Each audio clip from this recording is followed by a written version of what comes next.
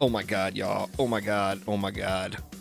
I can't wait another minute for this timer to go. I gotta talk about this now. Now! So here we go, y'all. Oh man, did we get some fat news today. Let's dive right in. Now, I am going to be starting a fresh DDA playthrough here in a bit, but I got to go through this stuff because, you know, I mean, come on, right? All right, so Chromatic posted it up today. Now, I didn't get time to do like a full video, edited video, and like my opinions and response and all that good stuff, but that will be coming out either super late tonight or first thing tomorrow morning. I'm doing good, Skylar. Drag, what's up, what's up? The worst. All right, so DDA survey feedback in action. Exclamation news in chat if you want to read along here. Defenders, thank you for taking the time over the past month to fill out our DDA feedback forms. During this time, we compiled and aggregated this data so that we could ensure that we address as many of the community's concerns as possible, while also staying reasonable in what we can accomplish. Here is our action plan forward at this point. We do anticipate that there will be more additions to this list, but we wanted to make sure that we came back to the community with the plans we currently have. Also, in another effort to be as transparent as possible, we have linked the results of the survey here. That's pretty awesome. Now, it's a big read. It's a big, big read. I glanced at it. It's literally all of the results from the survey, minus any inappropriate stuff, of course. Now, they did get in there. This list is not final, and things are likely to change over time. What's up, Dark? How you doing? All right, first off, pre-episode 2. Now, with that saying pre-episode 2, that would lead me to believe that, that's coming prior to episode 2, right? Trizzy, what up? All right, first off, the Siren. The Siren has always been a controversial enemy. Originally, our goal was to provide a unique challenge that incentivized the player to either be very active or... Oh, I gotta get rid of that, huh? That ended today. I better do that real quick. Sorry, y'all. Sorry. Let me disable that little command in the old Nightbot there. All right. Anyway, after considering the feedback, we'll be reworking the Siren to have more of a traditional enemy feel. This will include allowing towers to target them, as well as removing their ability to give elemental resistance. In exchange, they'll be getting a new set of abilities. This should alleviate some of the frustrations players are experiencing. So, I mean, Siren rework. I don't know how many times I've heard it.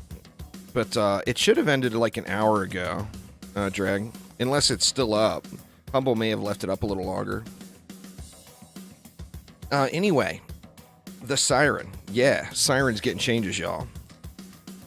Rifted Dark Elf Warrior. Now, this is my personal pet peeve. It's been pretty clear that players are often confused or frustrated with the Dark Elf Warrior's ability to not be targeted by non-fusion towers. Going forward, we'll be removing this restriction as we continue to investigate what a more permanent solution looks like. Dark Elf Warriors are like the bane. So, I mean, I'm good with this. Now, I've got all rifted towers, so I had kind of I did the work around myself already. But I think particularly for players just breaking into Rift mode, this is huge. It's going to make Rift mode way more accessible to so many more people. Session Browser. Now this has got to happen. This is a gimme. As mentioned in a previous post, we are actively working on restoring the Session Browser, starting with PC in the coming weeks. So sometime in the next few weeks, the Session Browser will be back on PC. I will, without a doubt, be doing a celebration stream with all public games using that fancy new Session Browser. So I can't wait for this. You know, it's a co-op game, right? The Session Browser is just huge. We don't have a town or a way to interact with others. So with that in mind, having the Session Browser, it brings people together. You know, it's good stuff.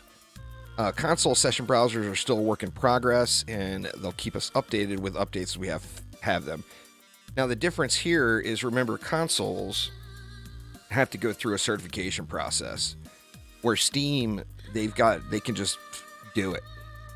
Go, hit the button, and it's up on Steam. So consoles will be a little bit longer, but, getting it dialed in on PC is the first step. All right, then jumping into episode 2, new content. This will include all of the traditional episode content, new maps, heroes, enemy, and boss. So far, we've revealed the Bazaar and the Lost Metropolis. We've also teased the first hero, the Outcast, being a Summoner remake. We want to make sure we stay faithful to the original Summoner while also making them a little more balanced. So there's just not going to be MU, y'all. Just get that out of your head. There's not going to be MU and DU. No. It was broken. We all know it. I abused it. You abused it. We all played the crap out of it. And I think everyone out there can recognize how broken it was. We'll be gathering more community feedback so that we can hit the mark on what you feel is important for this iconic Dungeon Defenders hero. Finally, we'll be looking into revealing even more content over time. In DD1, the Summoner had its own pool of defense units called minion units. So, like, if a map had 120 DU available, you actually got 240 because you got 120 minion units as well. Zorakoi, what's up, what's up? All right, runes. Now, this was discussed pretty heavily yesterday on stream. People said they wanted ways to diversify their towers more. Well, it's coming in episode 2 through the runes. As outlined in that earlier forum post, the goal with runes is to provide players with a new system that creates more hero and defense build diversity by letting you pick and choose what runes you will use to specialize your builds. I mean, there you go. Nail has been hit on the head. I don't know how many people brought that up yesterday when we did the little Q&A feedback portion of it, but runes are going to allow you to custom build your towers. It's going to give you more diversity.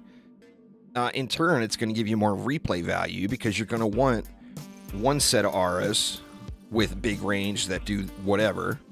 You're going to want another set of auras for heavy damage. You're going to want another set for crowd control or whatever. It's going to give you more replay value as you build out more things. These will also serve as a new item type to hunt for and unlock, as well as incentivized trading. Next up, Rifted reworks. Rift modes getting a rework. I think that calls for one of these.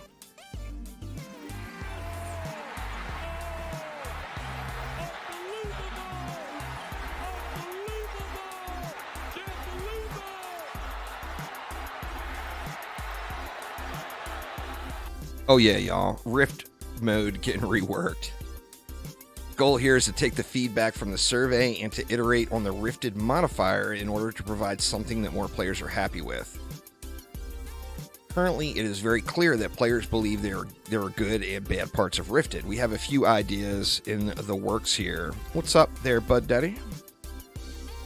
They'll be coordinating these with the community and gathering more feedback on which path will be the best going forward. Now, I mean, come on, y'all. How many people have been complaining about Rift mode? Here's the deal. Here's the upside of Rift mode. It gave us targeted farming, which, a lot of people, particularly grinders like myself, want targeted farming. I want to know that if I do this map is going to drop this weapon. And what that does is it means now I know where I want to farm to get a good version of a particular weapon. And then the battle is not getting it to drop, but it's about getting a high quality one. The downside of Rift mode, first off, it made other game modes trivial. Once you were in a set of fusion armor and you were doing Rift mode, there was no reason for you to do non-rifted gameplay. Just no reason at all. So it removed so much of the play in the game, and that's Rift mode is just huge getting that changed, no doubt. All right, and then next up, trading. We discussed this yesterday too. This has been a huge request since the launch of DDA and is something we definitely want to implement. This is also a significant undertaking. We really want this to get in, and we'll have more info on this over time as we get closer to episode 2. So trading, you know, a lot of people want it, a lot of people don't. I personally am one of the ones that want it. Trust me, everybody that watches these streams is going to get hooked up, y'all. I'm going to be giving shit away.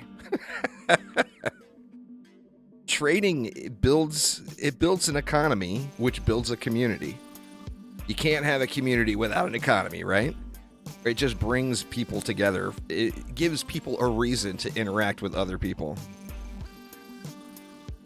Yeah, I mean, that hasn't been a question, really, Dragus. But yes, yeah, they'll be supporting DDA, even though they made DDGR. Just like we don't have to only play one game. We can play as many games as we want. They can make as many games as they want. So, yeah, still supported. So, trading is still needing work as far as what it's reading to me. Now, the problems, of course, with trading, with getting it balanced and implemented is dupers. I mean, let's be honest. It's a game that saves files locally. It's a dupe machine waiting to happen. Well, multiplayer's still there, but yeah, the session browsers are coming back. It's up above. Exclamation news in chat if you're just joining and want to read through the article yourself. Now, as I mentioned earlier, I will be doing a full-on review and opinions video probably tomorrow morning. It will publish. Didn't have time to get that done today and still get this live stream out. All right, moving on down to balance. Hero and tower balance. We've received a lot of feedback in this area, including but not limited to hero survivability, hero DPS, walls being weak, harpoons and traps needing some love, and some towers being too strong. We're keeping all this in mind as we continue to iterate on the overall balance of the game. I mean, we've all said that a million times too. Dylan, what's up, man? Hero survivability is an issue. Harpoons and traps need some love. I'm not going to say what's too strong. I'm not going to get it out there. Phil could be listening right now, and I don't want him to hear what I think is too strong. But he already knows. He already knows. All right. Then we got weapon balance. Main takeaway from the feedback was that players want more weapon choices that are viable in the end game. We'll be looking at how to best balance various weapons to still be relevant in the end game, not just the last boss weapon set. Uh-oh, Phil's here.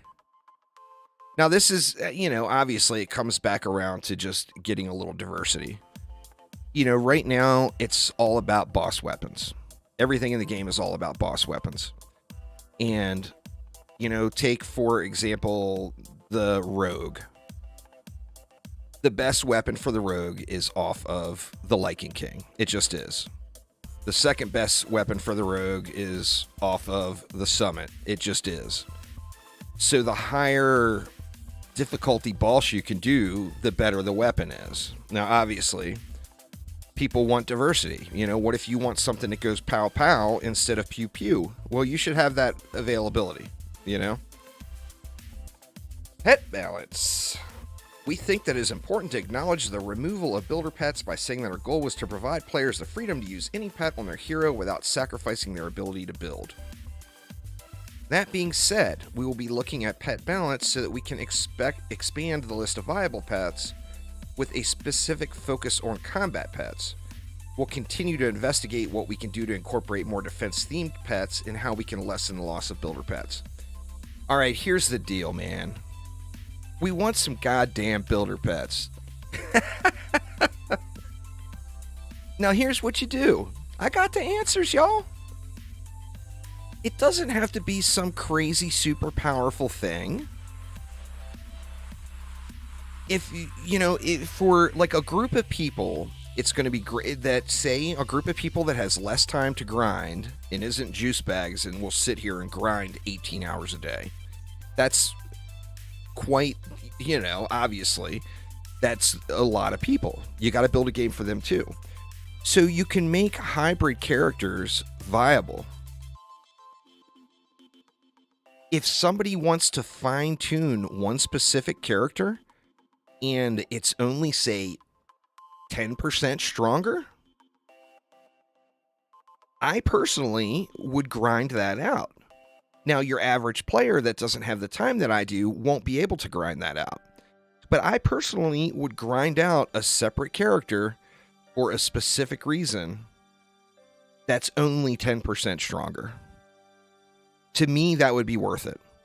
I mean, it doesn't take being like some massive powerhouse to make it an incentive to grind it out. It's Dungeon Defenders games. We that have played Dungeon Defenders games for the last decade, we are used to it. You can throw any level of grind at us, and we gotcha. We're going to do it. It's just how it is in Dungeon Defenders games. It's a grindy mofo. It's always been a grindy mofo.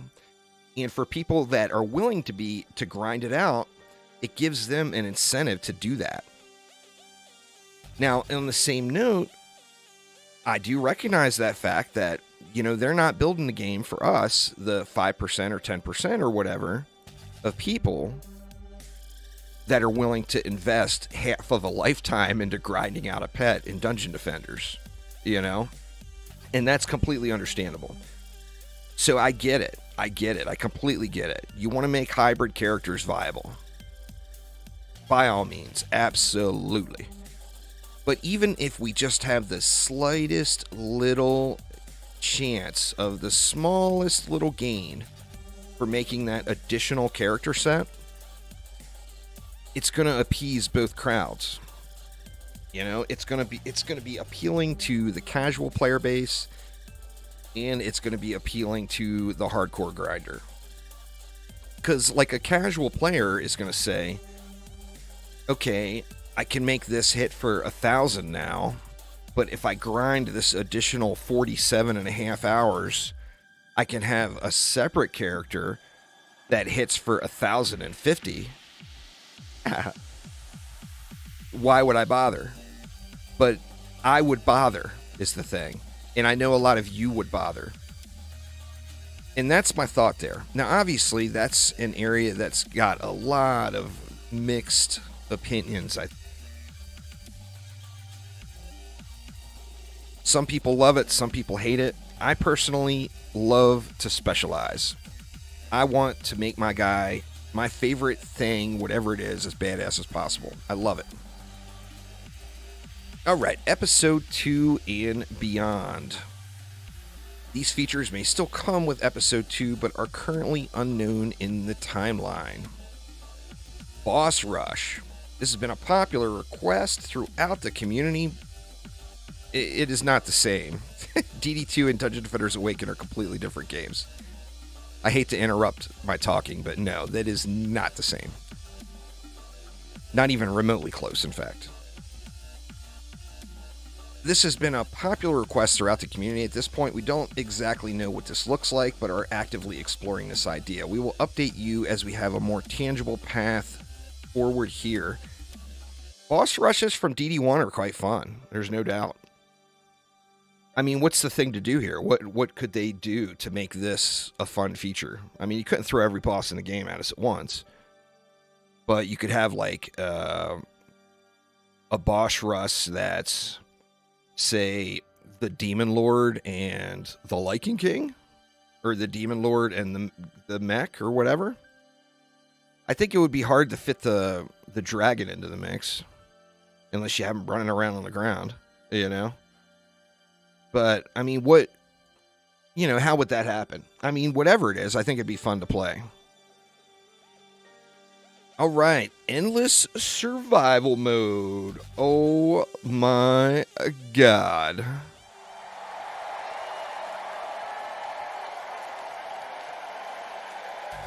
Oh yeah, y'all.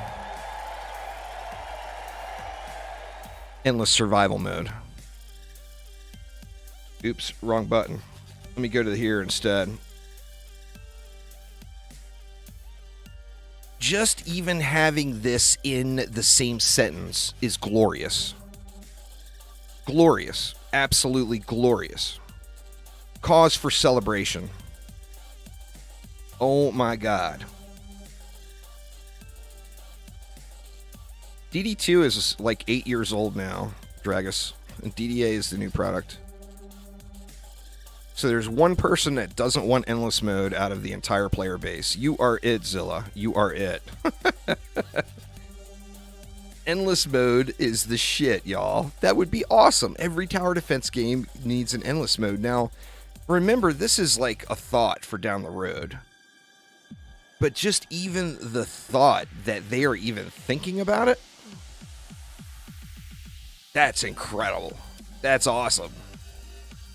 I mean, come on. We had it in DD2 back in the day, and then they changed it.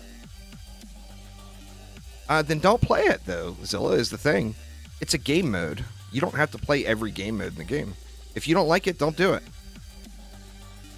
I don't like the current boss tests, so I did them once. I don't ever do them again.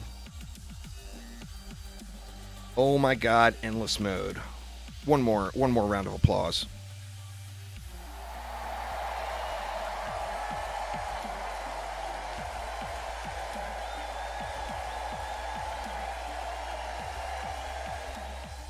All right. I'm done now, I promise. Endless mode would be so amazingly glorious. Customizable cores. I mean, this is a feature people have been saying since literally day one. The first day this was announced, people have been talking about this, and it was a big fun thing in DD1 for you to be able to have a skin for your core. You know, what greater flex was it in DD1 without speaking or saying anything to use your Ultimate Defender core? You didn't have to say a word. But when people saw that core, they knew, oh yeah, this guy is the real deal. I mean, come on. Customizable cores would be awesome. More assault maps. Assault challenges have been a very popular request. Previously, we have considered adding a full assault challenge game mode on every map. However, this isn't practical in smaller maps like Deeper Well. Also, the time needed to set up a single map is more than we would like. That said, we are looking to add more assault maps where it makes sense and provides a fun gameplay experience. Assault maps are a great way to break it up. You know, a great way to break it up. DD1 never had endless mode, though, is the thing. A lot of people keep saying that. It had that pirate thing, but it never had an endless mode. Everything in DD1 has always been endless besides the pirate event. The only Dungeon Defenders game that's ever had an endless mode is the original Onslaught in Dungeon Defenders 2. Anyway, we're moved on from endless mode, though. Customizable cores, assault maps, good stuff. Assault maps are where you're the attacker. So there's enemies defending the core with towers and everything set up shooting you. They're really fun. It's super fun, and it breaks it up. It's something different. It turns in, a lot of cases, it turns into a parkour challenge. Like, you know, who can come up with the craziest parkour route to get to the core? They're super fun, though. And like I said, it breaks it up. It gives you something different. The main thing here, of course, is going to be boiled down to our next topic, and that is loot. We are aware, especially after your feedback, that the current rewards are quickly outclassed and not viable for endgame. This is a tough challenge. If the rewards are more viable than what you get in other game modes, then it invalidates those rewards. We do agree that challenge rewards should have a purpose and is something that we will be investigating even further.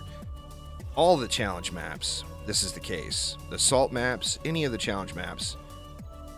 The rewards, you know? The rewards. I mean, it's all about that. Why do we grind things in Dungeon Defenders games? For the loot. We wants to loot. And then quality of life improvements. We'll be improving the general quality of life of DDA as we move forward in this process, which will include loot, pets, rifted mode, etc. This is definitely a topic we will want to hear more specifics from the community on, and we will be releasing another targeted survey to further dive into specific concerns. Alright, so here you go, y'all. Once again, exclamation news in chat will get you a link to it if you want to read through it on your own. And I will be doing a full rundown and opinions and whatnot on a separate edited video, probably published like tomorrow morning. But, oh yeah. So a lot of folks out there responded when the last 2 surveys got posted about, oh, well, why bother? Well, this is why, y'all. So for those who put the effort in and told Chromatic what you wanted, here you go. You just got a return on your investment. Now, of course, it all boils down to, I'm on the player side. I'm not on the developer side of the team as far as the battle goes.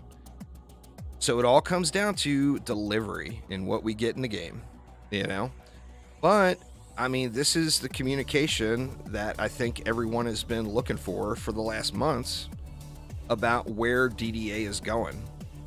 Now, does this mean episode 2 is coming next week? Nope. But what do you want? Do you want episode 2 to drop as more of the same? Or do you want all of the core systems or core issues that you as a player have with the game to be looked at? Yeah, I want it now. I'm not going to lie. I want Elon to open a cloning facility and clone Phil like 16,000 times and have a whole string of Phils in a sweatshop working it out and getting this shit done. But I want a good game. I want a game that I'm going to be able to put a couple more 1,000 hours into. I don't want a game that's going to entertain me for the next 4 weeks or 6 weeks. I want a game I can play for a while, And for us to get that, we are going to have to wait for that. That's just how it works. You got to give them time. Yeah, they've had a ton of time. Gonna have to give them some more time, y'all. Gonna have to give them some more time. So that is the DDA hotness of the day. Oh, yes. Let's go ahead and give them one more round of applause here first.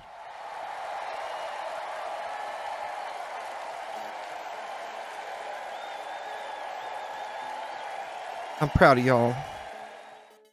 I'm proud of y'all communicating with us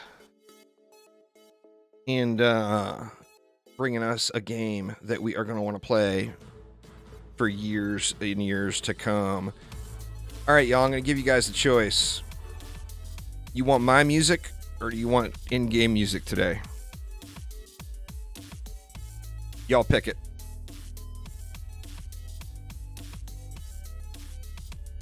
I'll take the best of the first 3 answers. The best of the first 3 responses.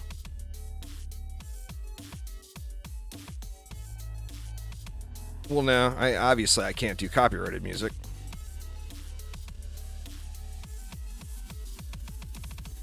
All right, we got 2 mine and 1 in-game, so my music it is. So we will leave that muted. Now we are here in Dungeon Defenders Awakened. And I've been playing around a lot with the new experience because PlayStation launch is just around the corner, right? So there's going to be a brand new experience for players on the PlayStation.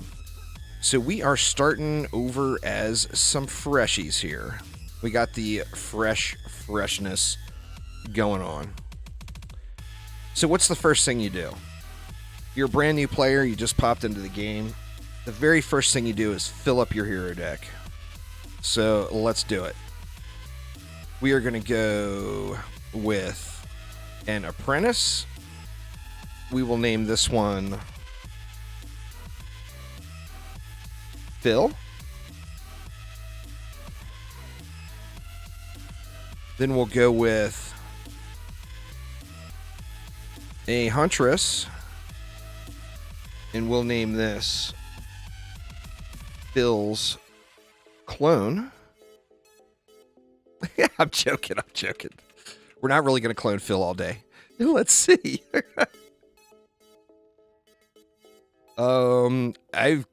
DDA, you can, as long as you play offline, you can have an unlimited amount of DDA accounts, Sithville. They're just all throwaways. We'll be extremely original on this one.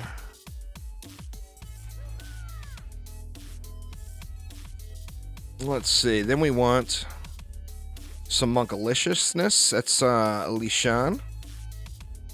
Yeah, let's go with it. Then we got some EV2ness. And, you know, of course, this is Robo Hotness. Just how it is. Then we got a Warden. Chucky? Yeah, let's go with Chucky. Chucky the Warden. One of the things in the patch notes was Squire needs some love, y'all. On that note, the Squire's sitting on the sidelines. Sorry, Squire. Y'all sitting it out. And let's go with a rogue named... let's see. A rogue named...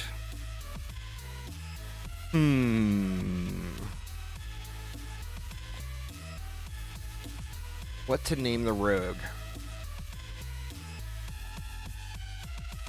Here will be all kinds of spammy.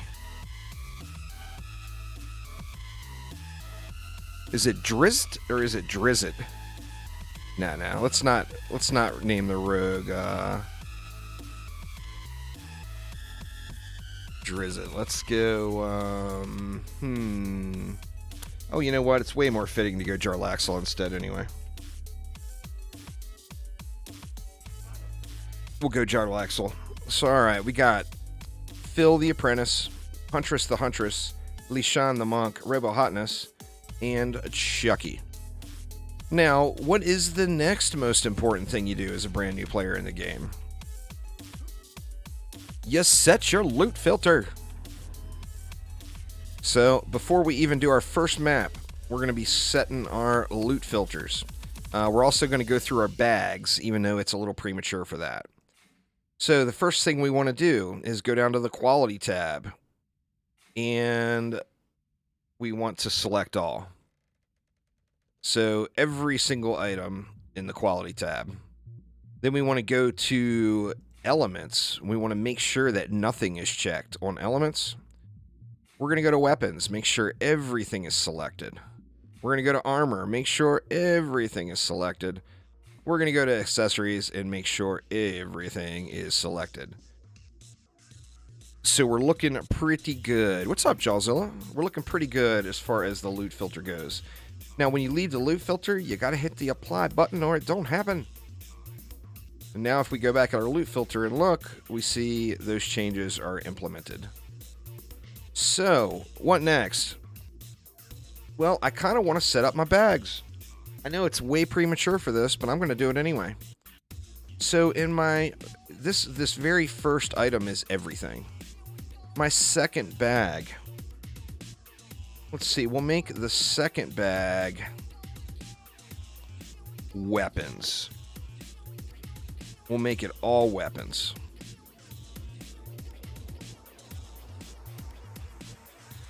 Make sure everything else is unchecked there. I'm going to sort these by item power. And then let's give it a shiny weapon icon. Let's see. Go with that one. Alright, so our weapons tab is complete. Now we want to go to our next tab. We're going to make this one accessories. So, if we go over to weapons, armor, nothing's checked, accessories, we're going to go ahead and select all. Now, come up to the bag image. I should rename the bag, too. Let's see, what kind of accessory icon do we want here? Let's go with the monocle. Straight to the point, right? Alright, next up, it is armor time. So we're going to go to armor, and let's see. Let's go ahead and check all of the armor pieces. We'll make this set ancient. Let's give it a fancy ancient image. Might be quicker to drag. Let's see. Yeah, there we go. Let's see. There's an ancient set right there. Let's go with gloves. Ancient gloves. Next tab. We are going to go guard. Let's go ahead and make it pretty as well.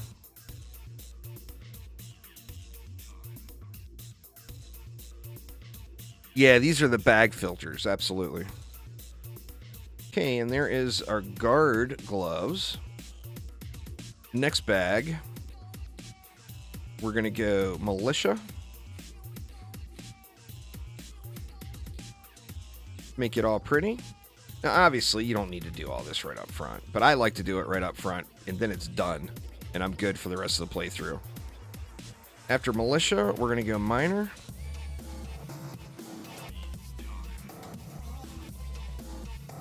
Looking good.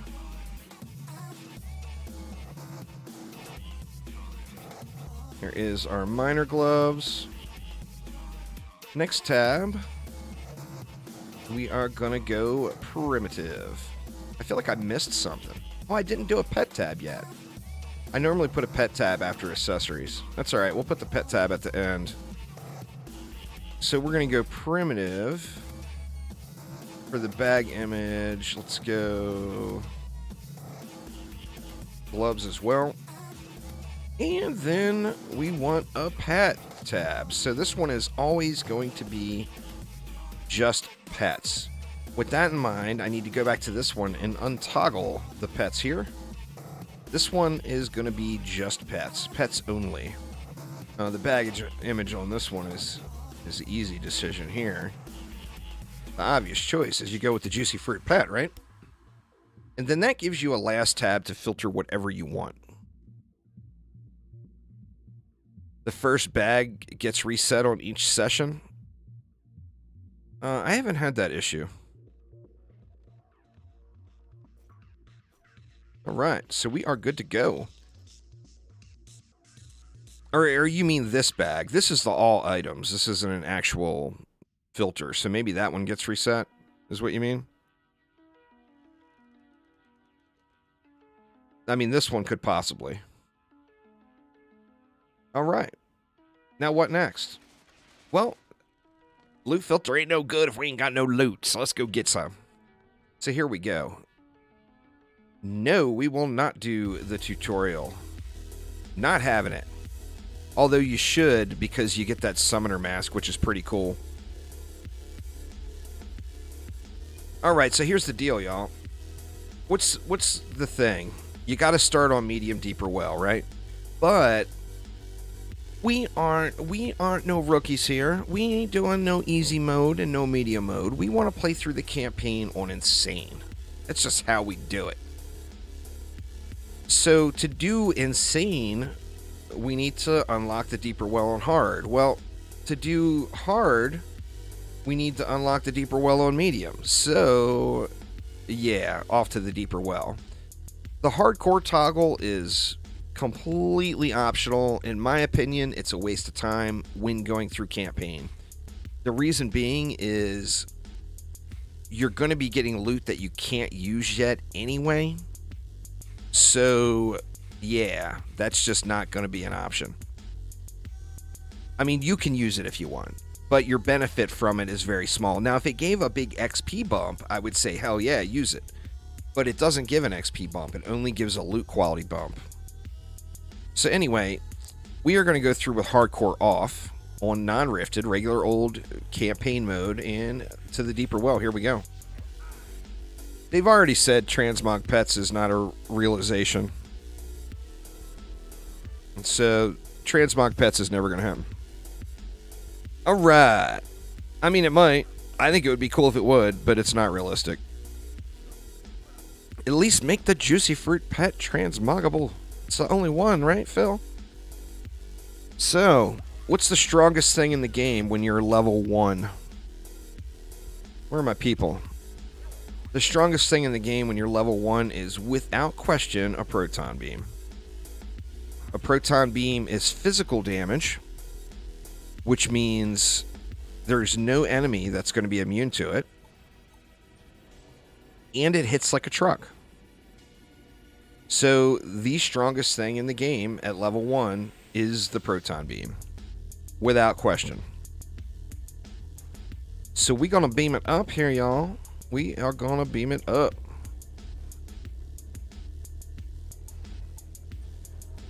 I think I'll play on the rogue just for fun. Just for funsies.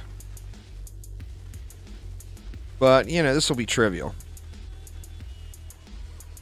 We'll just mow right through this like it's nothing.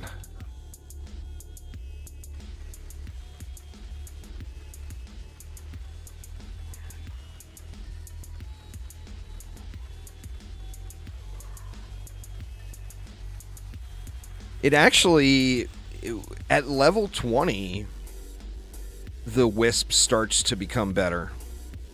Once you get to level 20, the Wisp is pretty good. Elmo, what's up? What's up? All right, what do we want? Well, the proton beam is good, right? So we want more proton beam. Yeah, more beams, y'all. Now, remember, too, if you're a PlayStation player that hasn't played yet and you're preparing for launch, you always want to use all of your DU as soon as possible. And the reason being is you get an XP bonus each wave that you use all of the DU. So get your DU spent. Like, I'm not going to be able to complete it, fill the map out on right now, but I'm going to get as much of it spent as I can just so I'm ready to go as we get to that point. Let's see. We can do, what, one more? Actually, we might be able to do a few more beams here. These lanes aren't even open up yet, but I want to get the DU spent. What's going on there, Flash Dog? We can get one more in here. So we're going to have to wait one more wave before we can spend that last 5. So let's just let it fly.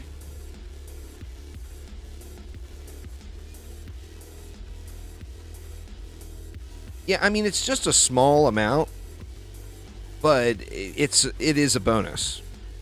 So, I mean, it's not enormous if you forget about it or whatever. It's not really a big deal. But it is a bonus. You know, it's a small amount of XP. So definitely worth, you know, get all the XP you can. We're just going to continue to mow here.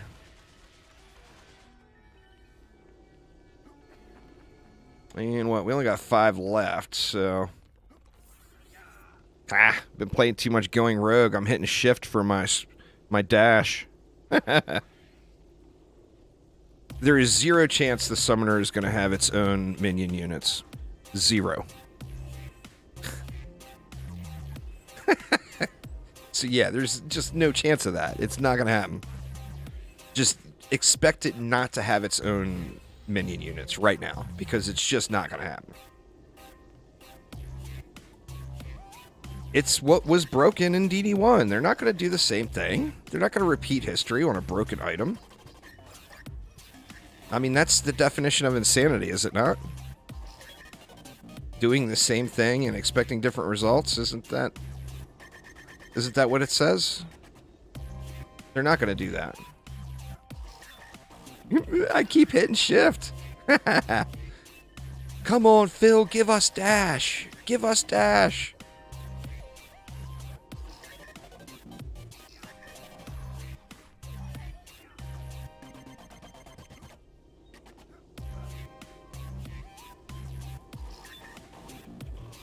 Just gonna spam them up here while we wait for these enemies to die.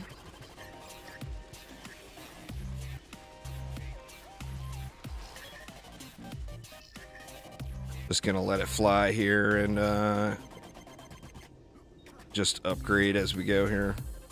Everything's gonna die without any need for me to sweat it.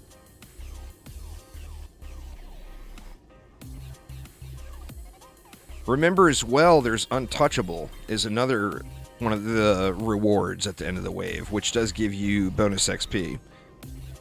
So if you don't get uppity and you don't get hit, you're going to get another XP bonus.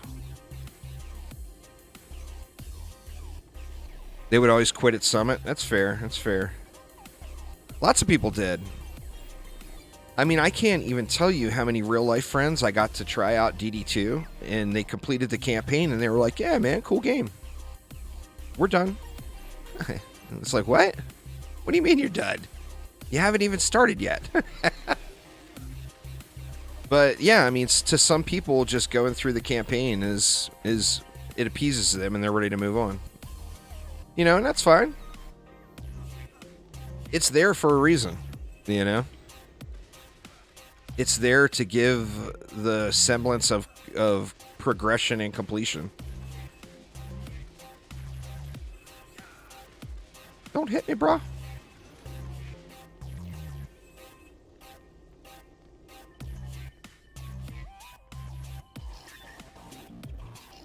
It's like I got those all upped.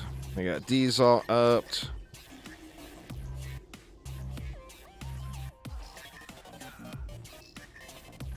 And those are all upped. So we're upped as far as we can up. Deeper Well's the real deal, man. Ogre Well, you know, that's the real challenge. I think a lot of people thought that. You're not the only one, Kaneki. A lot of people never survived. Like, we were talking about it in Discord this morning, and I said, you know, hey, besides that pirate mission or pirate event, there's never been an endless mode in DD1.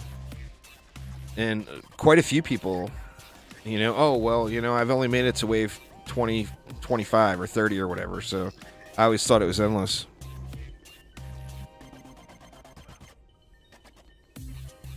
All right. And there we go. Deeper Well is complete. Now, I forgot to loot the chest, but that's why we set our bag filters up. So we good. All right, so do we want to go to the next map? No. We want to get out of medium mode. We want to jump it up. All right, what kind of fat loots did we get? We got not much. Let's see. We'll throw that there. So we got a poison sword. We don't want a poison gun. So my default one is better. I mean, I could use my default one's better than that too. You know, and I think for now we'll just let the loot stack, actually. There's no reason to go through it all right now, or to do the points. What's going on, Nux? So now we have just completed medium mode because we can now do Deeper Well on hard. So that's going to allow us to unlock all of the hard mode maps. So let's, one more time, I promise y'all this will not be the Deeper Well stream. But you got to run Deeper Well 3 times at the beginning if you want to go through and play through the game on endless mode. So of course that's up to you. I haven't applied any stats, but early game, it depends on the hero. Like, on the proton beams, all I go into is power. On, like, an aura, I would want to go into range. On traps, I'd probably want to go into fort, because they've got no charges. For rogue, yeah, you just do attack. I mean, you don't have any gear, right? I mean, we're still naked. We haven't equipped anything. We haven't gone through anything. Well, I equipped that sword, but we didn't go through anything else. So, what are we going to do? Well, we're going to do the exact same thing because, once again, prior to level 20, proton beams are just the strongest thing in the game. They just are.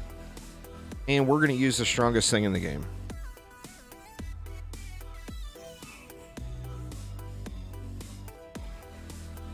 Yeah, they look completely different, don't they?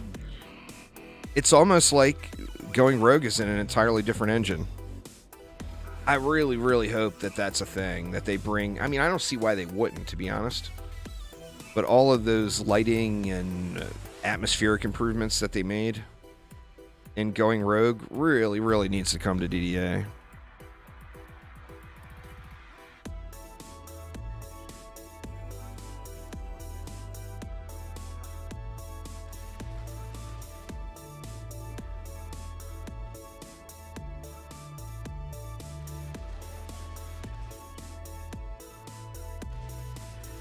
It's happening. Yes, it is. I'm not sure what you mean.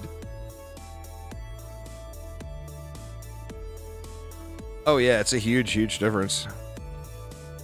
I don't know how simple it would be, but I mean, they've already made the changes. You'd think, I mean, I'm sure the changes themselves were probably quite tedious, but you'd think that they would be able to implement them easily into DDA since they've already put the work in, you know?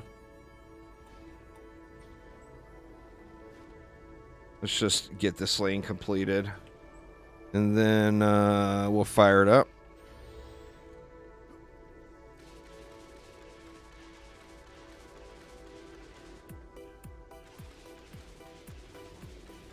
Is the game now on Steam? Not sure what you mean. The game has been on Steam for years.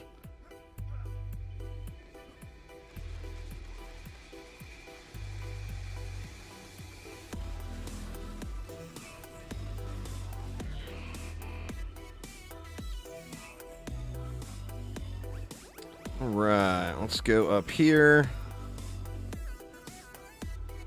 and finish out the build.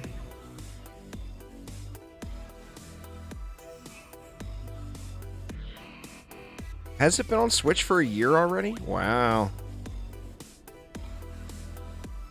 Going Rogue? The roguelite? Yeah, it's on Steam too. It's in early access though. It's not a finished product yet.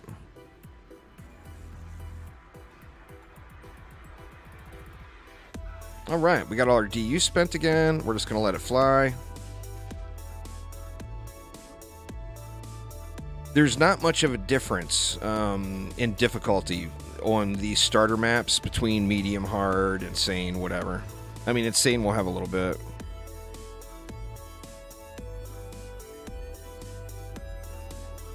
Going Rogue was available the day they announced it in early access. There wasn't an announcement and then it's to come. It was, hey, here it is.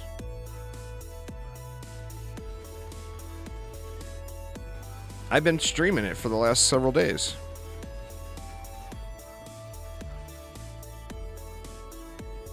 Space Ninja? What's up, man?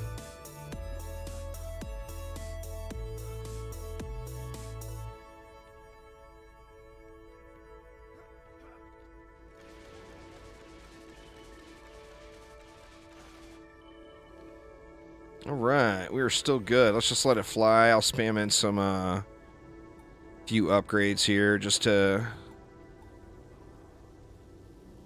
get going.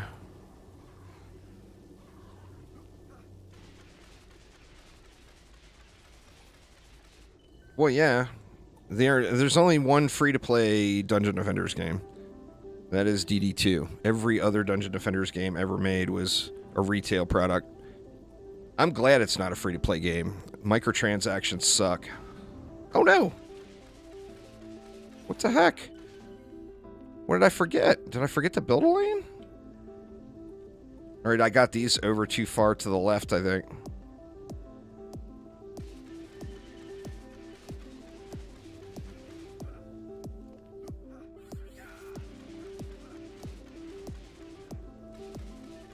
I'm at level 9.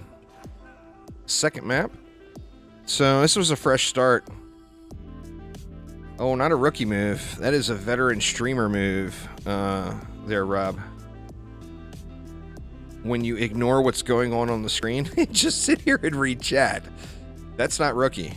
That's from becoming way too comfortable.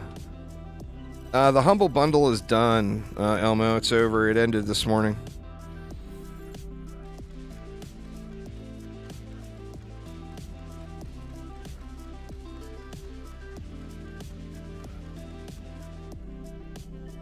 A veteran juice move.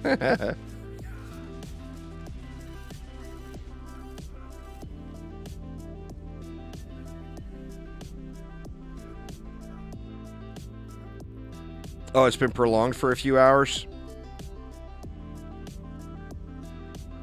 They said earlier today, it said that there was like 90 minutes left. Here, I'll get you a link. Let me see. I'm pretty sure I turned the command off, but let me see.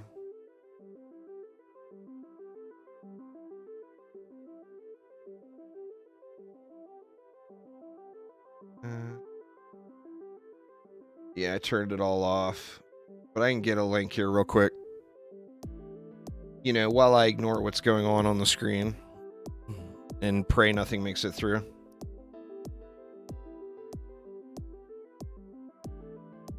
Oh yeah, 3 more hours. All right, so it's still live. Somebody said that earlier.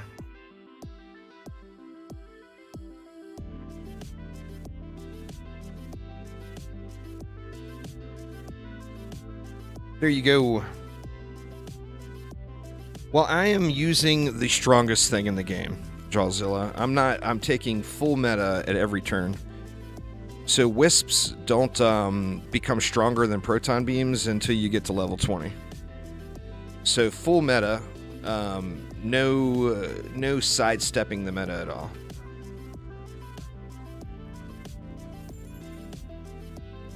People always ask me what's the strongest thing, so I'm using the strongest possible thing. All right, Deeper Well, hard campaign. So what do?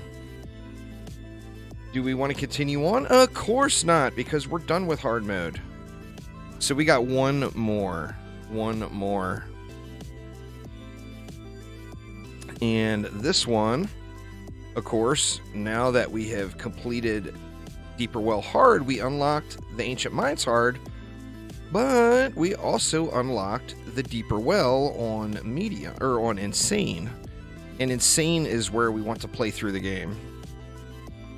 Oh, that's the biggest deal Dungeon Defenders has ever had, without a doubt, Nox, for all of the games. There has never been a deal better than that. Plus, you can support my channel and save the whales at the same time. So it's a win-win for everyone. Jawzilla, thank you so much. Welcome, welcome.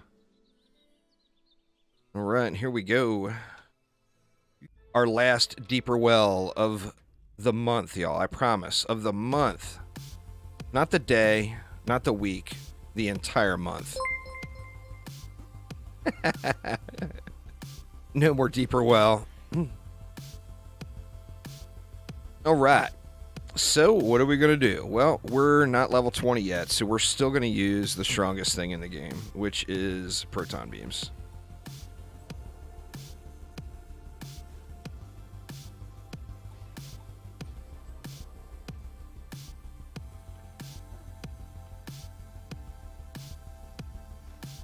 Oh, shoot. Yeah, that's right. All right, I lied. No more Deeper Well after this one until the 24th. I forgot about the 24th already.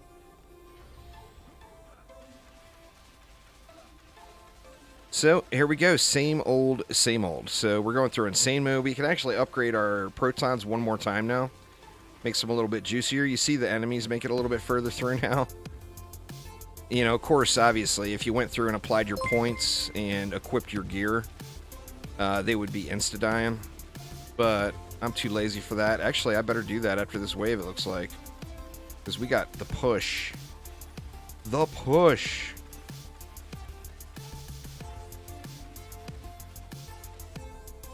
All right, let's get some points in here. All right, what do we want? We want our EV.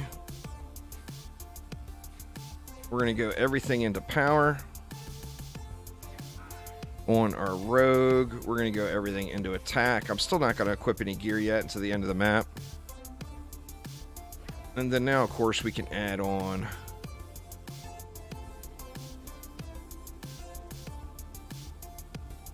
more proton beams.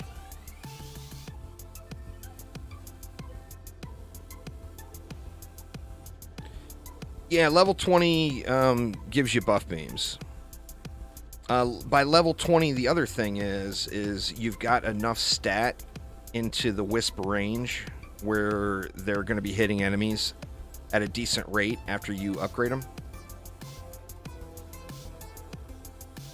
So it's all about buff beams and having the appropriate range. The wisps, of course, get incredible amounts of range with upgrades. But until you have a range stat to be multiplied, the upgrade value is crap. So ooh, we can actually get it finished here. All right. So we got it all built out. Let's let it fly here.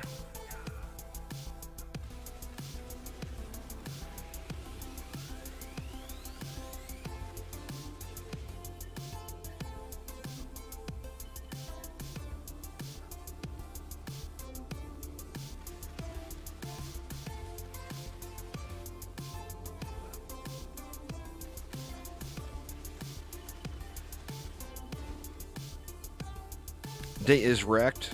Day is erect. Better throw in a couple of upgrades. Good enough.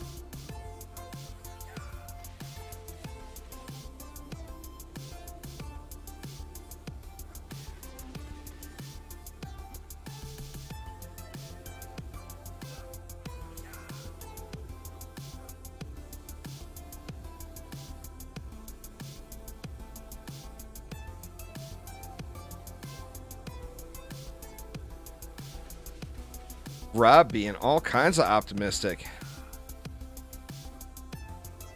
It's okay, Rob. Optimism is always more fun than realism. I hope you're right, man. I hope you're right.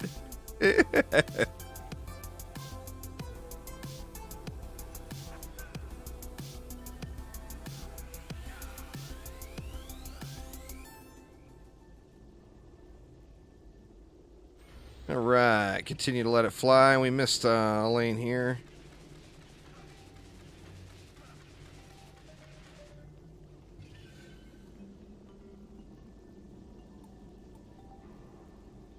We got them all now? Or no? No. There we go. Now we got them all. You know what nobody has talked about? Or not very much anyway? In the comparison with Dungeon Defenders going rogue and DDA? Nobody's mentioning the mini-map. They're hoping to down the road. But all that's been confirmed is they have thought about it. No rumors or facts really about the summoner yet, other than he's coming. Yeah, there's going to be the summoner was a much loved character in the franchise, so there's going to be many surveys talking about the summoner.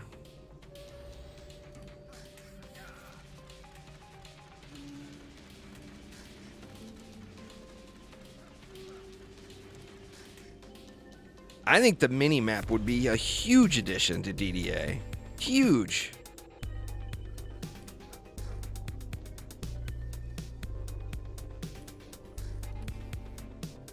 Oop, did I miss that? Yeah, I did.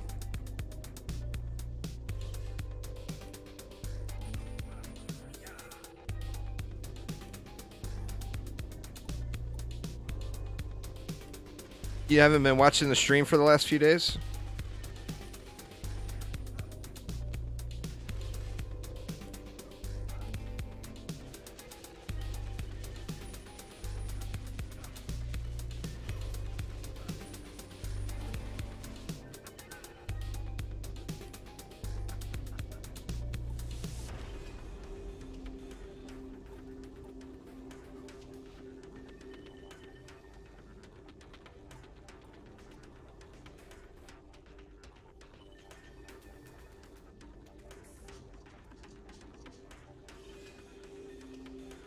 Oh, the map's over. What am I doing?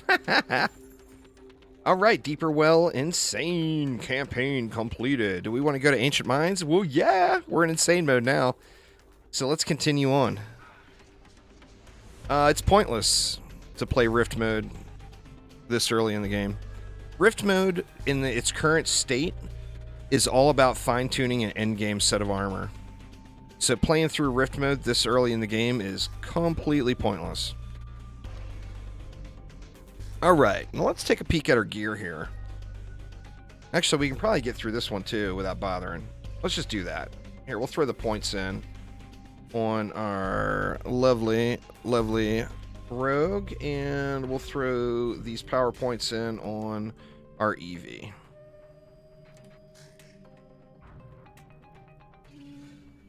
All right, let's see. What are we going to do? Proton beams, of course. A little too close.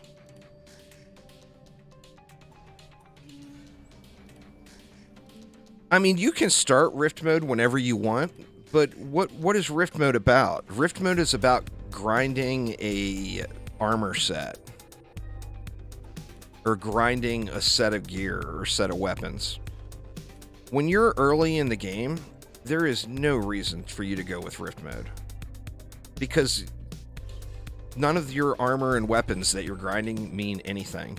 Now, it's always nice to have sets complete, so you can do it if you want to, but you are greatly extending the amount of time it takes you to get to end game if you choose to go Rift mode early. Just because it's so pointless. I mean, we're not going to do any maps more than once.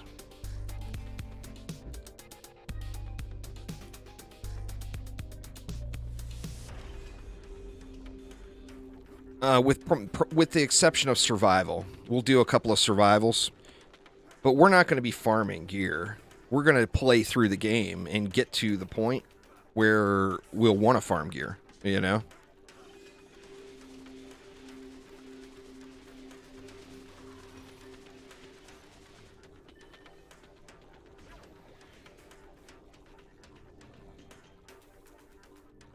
Alright, let's fix our protonness.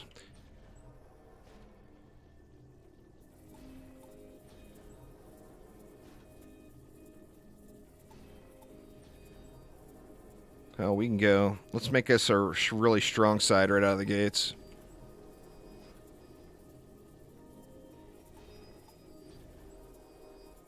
Alright, we got enough for a couple more.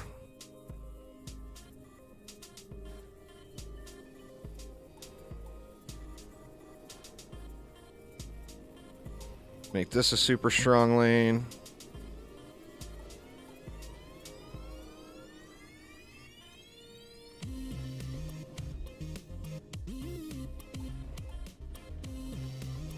Out of juice.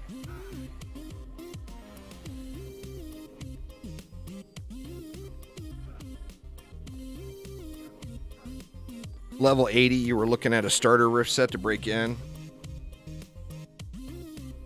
That's fair. That's fair.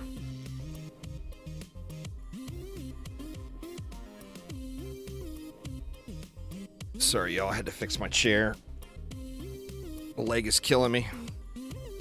All right, Shadow Wolf. Take it easy, man. Thanks for hanging out.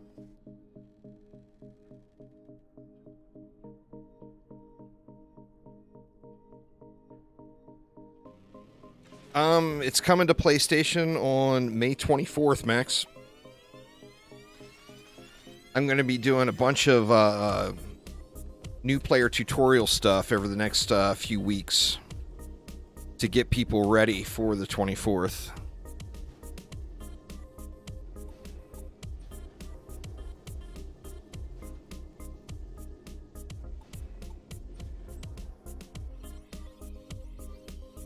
All right, we got enough for 5 more. I guess let's just... I mean, what do we want to do with 5? We don't have any points put into anything else. Let's just put another complete overkill beam, is what we'll call that one. It's $29.99 is the regular price of the game. I'm assuming it will be at that. PlayStation doesn't very often have launch sales, I don't think, but you never know. They might be on sale.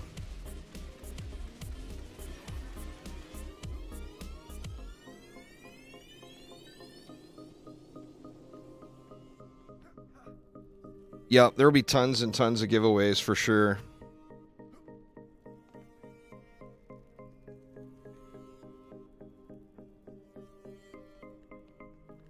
Gonna be lots of giveaways going.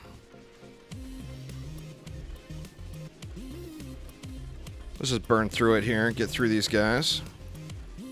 This badness. I mean, I don't even feel like I need to upgrade this lane. There's like 6 million proton beams on it, but...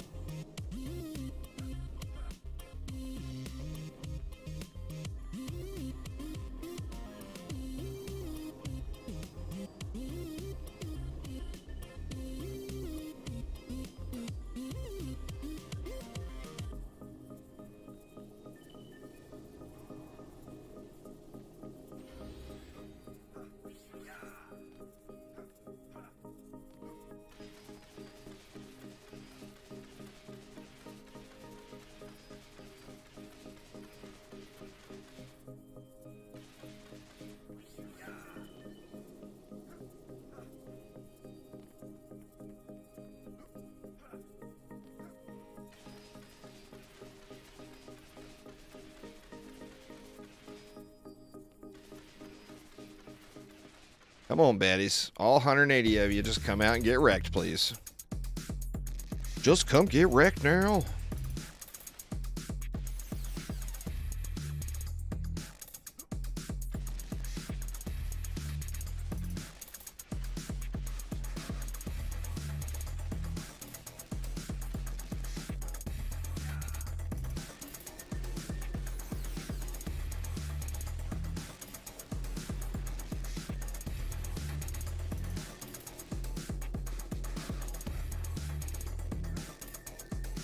Because there's giveaways, Zilla.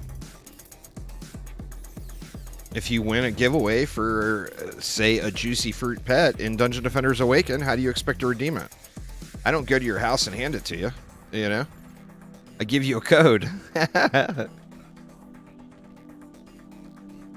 There's promotional items, and there's giveaways, and all kinds of various things.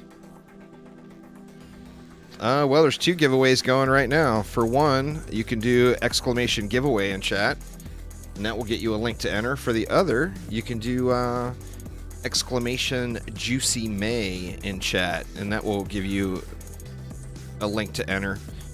We're going to be doing giveaways. We got the one big giveaway is running all month long, and then we've got smaller giveaways going every week for the entire month of May. So I'm not advertising those outside of the stream because they're for you all who have come by the stream.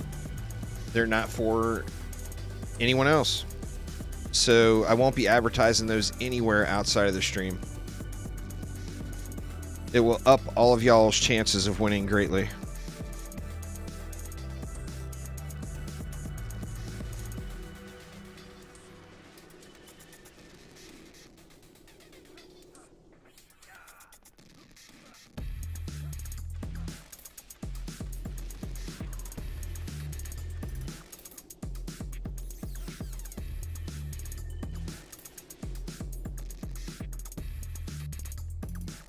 One more bad left.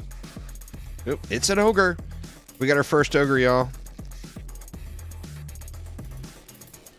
It's Frog Killer.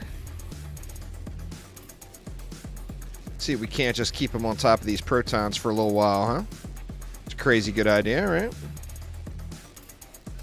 Oh no, wrecked. I'm gonna have to kite him back up to the beams. That's unfortunate, but, you know, it has happened before.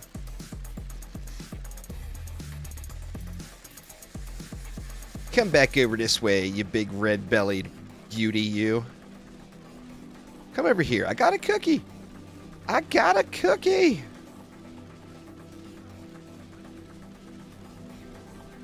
Come on now. Turn around. Come on back over here.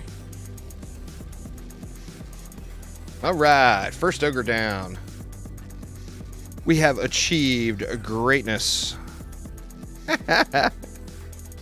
All right, so let's snag all of our loot. And what do we want to do here? Do we want to continue on? No, we don't.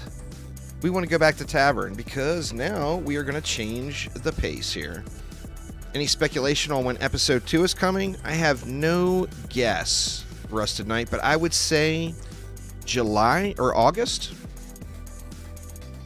I don't know if you saw the news today, but there's going to be things happening before episode 2 comes out. So exclamation news in chat if you have no clue what I'm talking about. Anyway, we are back in town, and it's time to go through and set our characters up. Because let's take a look at what it takes to get into the next area. Now, obviously, we're in insane mode now. Our goal is to get to Nightmare. Now, Nightmare is going to have 2 requirements. The first requirement is be level 70. The second requirement... Oh, it's not listed there now. Complete the Deeper Well and campaign on Nightmare. There is a second requirement that for some reason is not displayed there. Oh, because I'm on survival, derp.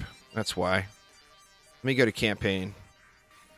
Okay, go back to campaign. Our goal is to get to Nightmare, right? So, to get to Nightmare, we need to be level 70. But additionally, we need to unlock, or we have to have completed the summit on Insane.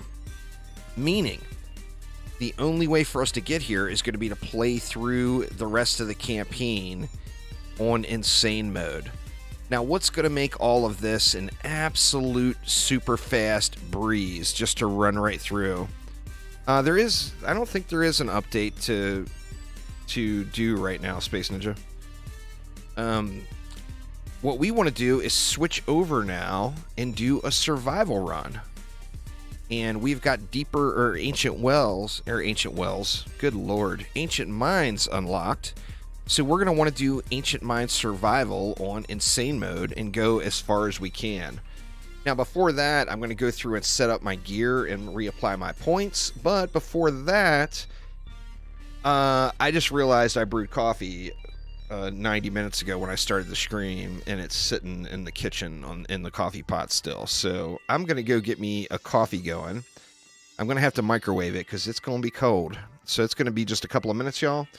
But give me just a minute, and I will be right back.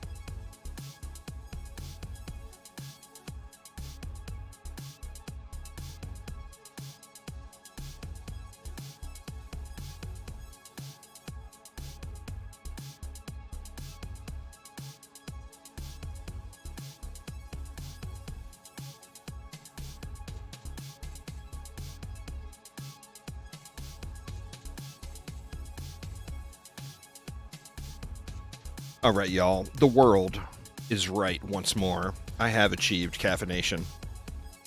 Oh my god. It's so glorious.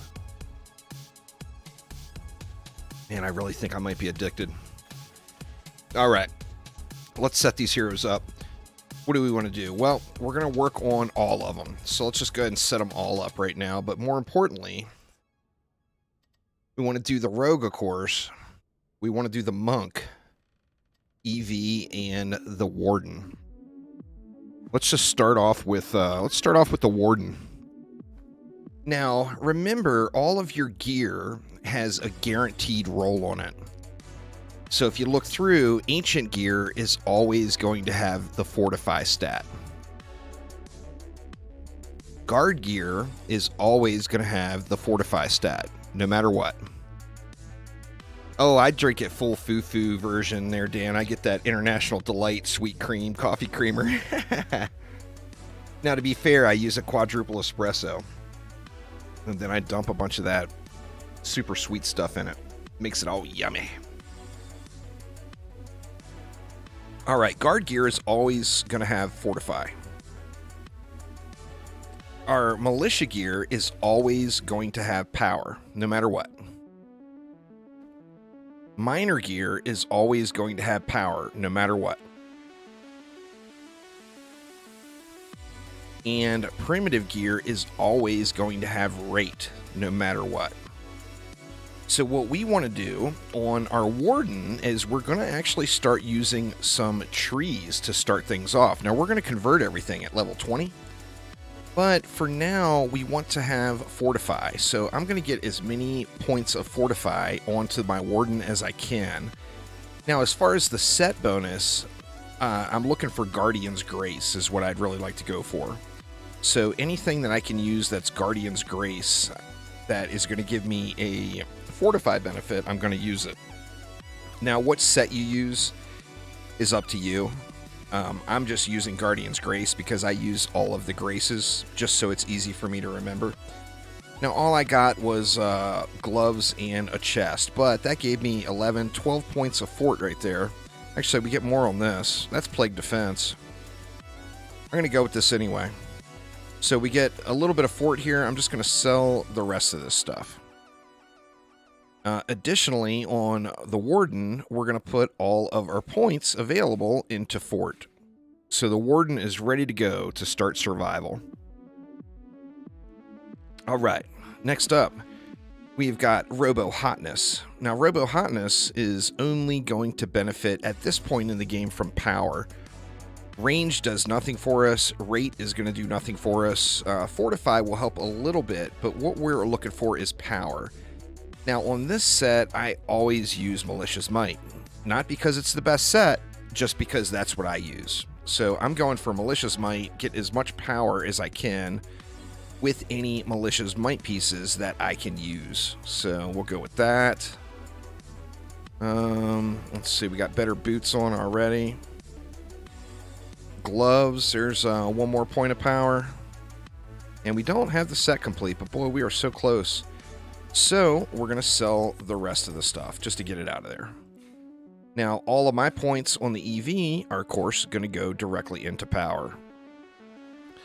Okay, now who is next? We want to do, what, the monk. Now, what's the deal with Aura's early game? Aura's like to fall apart, right? They just do. I don't have... did we not do Ancient? What did I do on... I did Guard. Okay, so let's do Ancient on the Monk. Because we want Fort. We want as much Fort as we can. Now, on this one, I always go Ancient Authority. Once again, not because I think it's the best, just because it's what I use. So it's easy for me to remember. I'm always looking for Ancient Authority pieces. We're actually getting fat amounts of Fort here.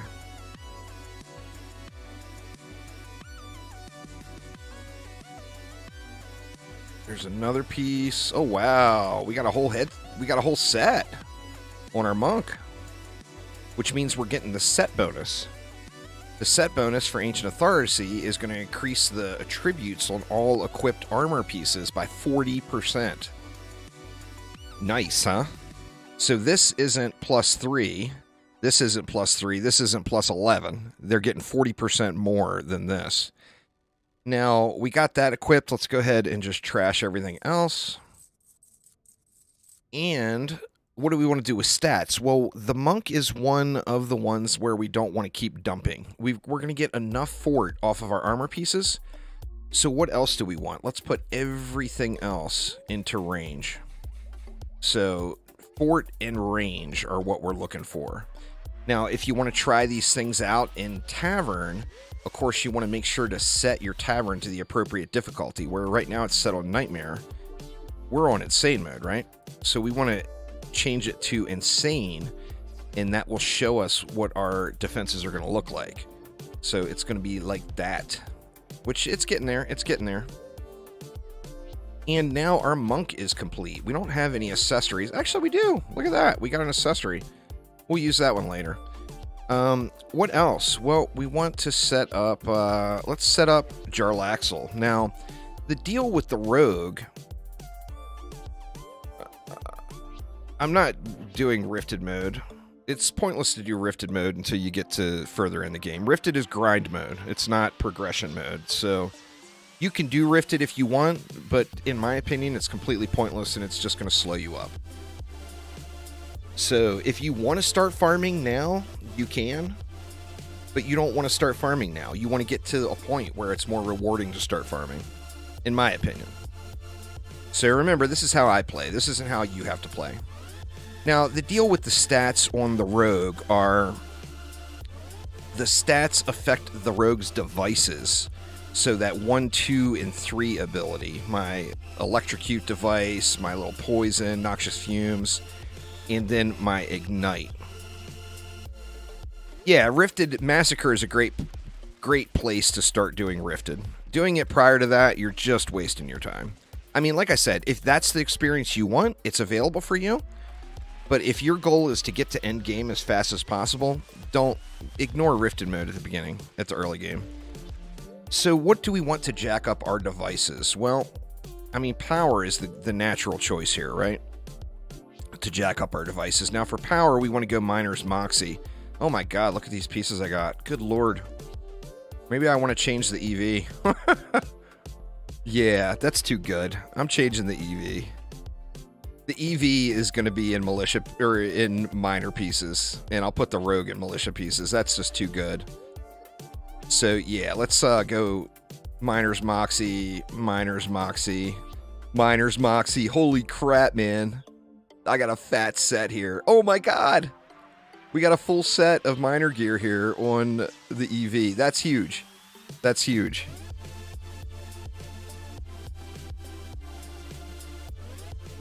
Absolutely huge. Yeah, like I said, if you want to take a slower route, then Rifted is good. It's fine. There's nothing wrong with doing Rifted. It's just what I'm doing is the meta, the most effective tactic available to get to end game as quickly as possible.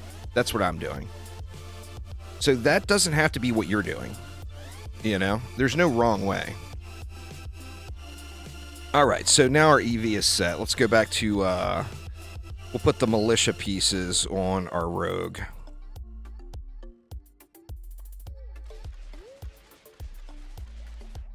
And then on the rogue, we'll throw all of the stats directly into attack. All right, so now we're good to go. So let's hop on into the Ancient Mines on Insane Survival. Now, keep in mind, y'all, this is what? 1, 2, 3, 4. This is our 5th total map from starting the game. So this is map number 5, and we're doing Ancient Mines Insane Survival already. So let's hop on in. Actually, you know what? Let's go ahead. Do we want to enable hardcore? Yeah, let's enable hardcore now. Maybe we'll get a little bit better loot. We have no choice but to start at wave 1. So let's go ahead and fire it up. And away we go. So what are we starting with? Well, we already know what we're starting with. The most powerful thing in the game prior to level 20 is the proton beam. So that's what we're starting with. So we're going to go, we're going to have to just basically survive through a few waves and get a little bit of mana to spend here.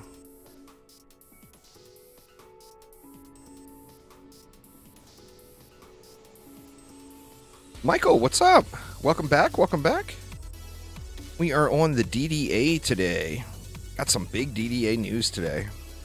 Then we only got enough for one over here, so we'll have to manual kill this wave, or this lane.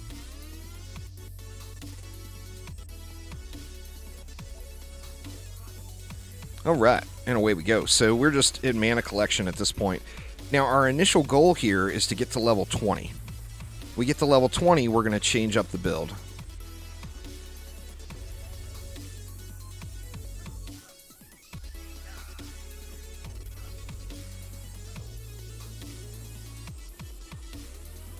Grab all the juices we can.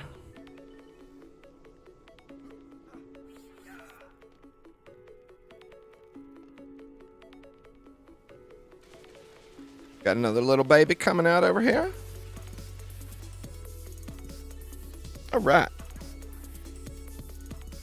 So let's continue on. Now we're going to build it a little differently because I'm going to start setting up for what's to come. Start setting up for the future.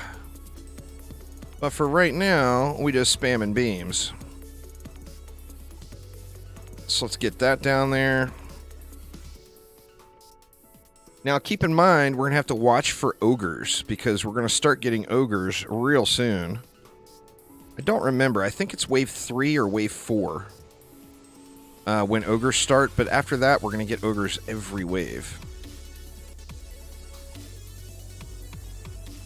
Right. In fact, we can start preparing for ogres now. So what we're going to do here is we're going to throw a Root of Purity right there. And we're going to put a Reflect Beam in front of it. Got to make sure you give it a little bit of distance in front. Just 1 DU. The reason being is ogres are going to throw at the base of the beam, or the base of the root. So you want to make sure that the ogre splash is not going to go underneath. And what do we got? We got 156 left, so we can do it over here as well.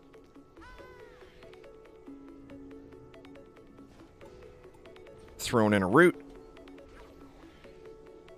Throwing in our Reflect Beam.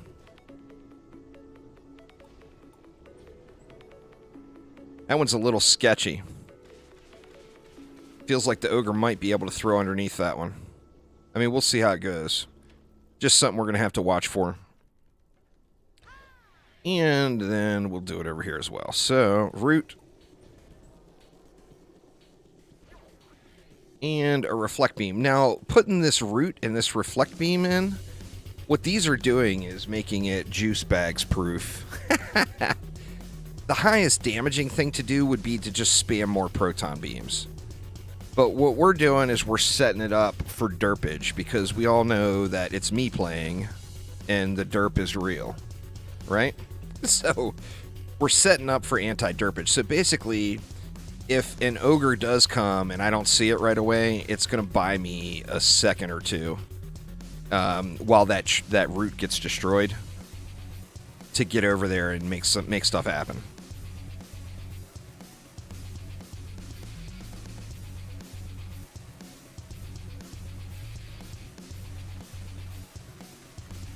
Just gotta wait for the bads to come out. And like I said, we're on the mana grind now.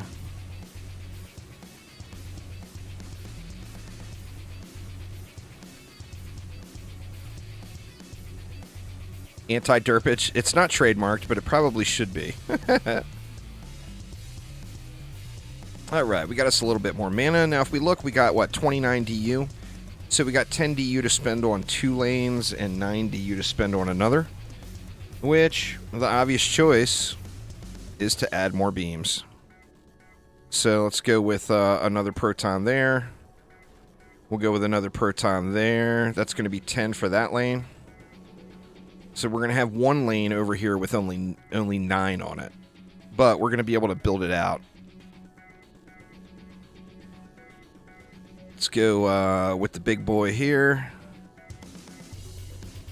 And actually, no, we can put the baby right here. So here we're going to go 4 DU. Make it a little baby beam.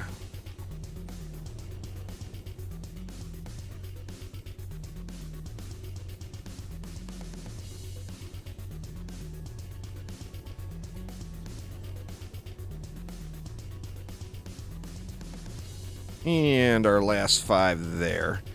So now, the name of the game is grind to level 20. So we're just going to basically let these maps run, or let the waves run, pardon me. We're going to throw upgrades in where we can, and we're just going to let it go until we get to level 20. At level 20, we're going to want to fix the build, change the build up a little bit, and additionally, we're going to want to double-check the gear, apply points, all that good stuff. So let's just let it fly here. It's going to be a few waves until we get to that point. Now, the important thing here is you don't want to spend all the mana, because at level 20, we are going to be rebuilding, and we're going to need mana to rebuild. So we do want to throw some upgrades in, but we don't want to spend everything. So basically, I'm just going to get things upgraded to level 2, I think. Don't hit me, bruh. I'll get things upgraded to level 2, and then I'll just collect mana from there.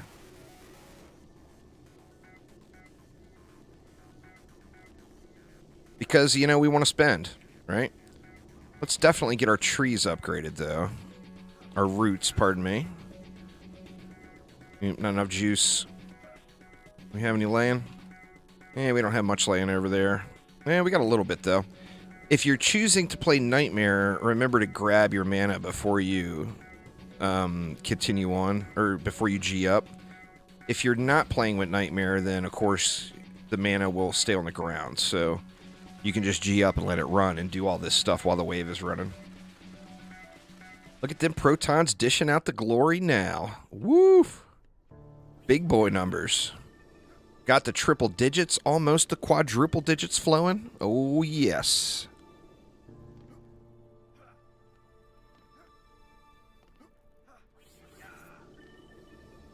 Let's see. We need to get this lane upgraded still. And we're going to want to watch for an ogre. Dude just had to hit me and ruin my... Had to ruin my untouchable, didn't he? I guess I did stand right in front of him. I can't blame the guy for shooting me.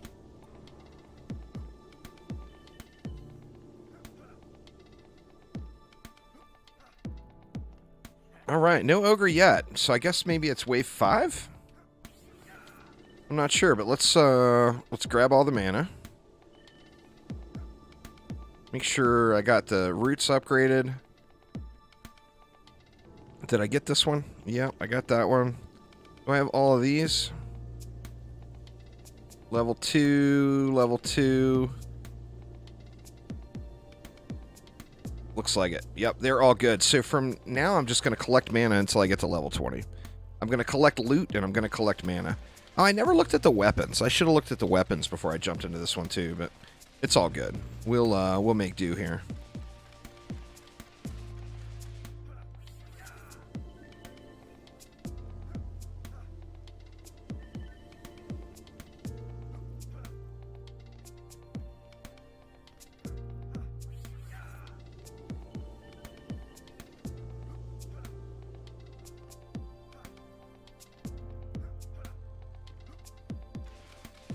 Die, you baddies, die. Now, as we progress through, we'll be getting more and more XP per wave. Okay, here's our first ogre. We're going to drop a stun on this guy. We want to watch his snot ball. Okay, his snot ball exploded. We want to get a stun on this guy. Get all of our devices popped on him. And then just make sure our root is going to live, which it looks like it's doing just fine. There we go. So, ogre down. Yeah, it's everything I'm doing this month is going to be from a fresh start. So this is a fresh start. I'll be playing on this account through the entire month, though. For all of these juicy May spectacular. Oop, forgot to upgrade that one. Yeah, we got everything upgraded now, so let's just continue to collect.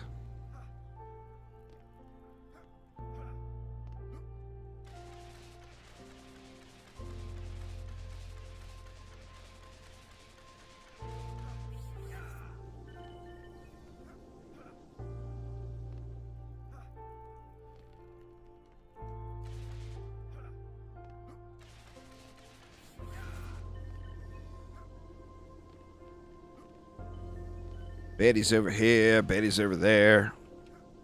It's a prime coffee drinking map. Because you do get a little chill time before the ogres come.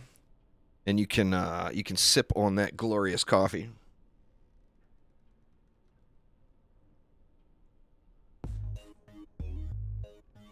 I need to put a bot command in for Rifted, huh?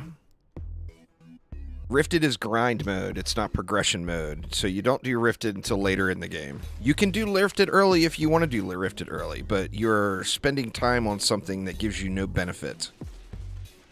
So if you want to slow grind the game and put sets of gear together, then do Rifted right out of the gates. That option is available for you.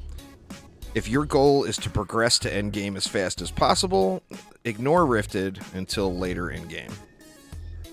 In fact, I won't be touching a Rifted map until I get Massacre unlocked on this playthrough. Because we're going for getting there the quickest. The meta, as I would say.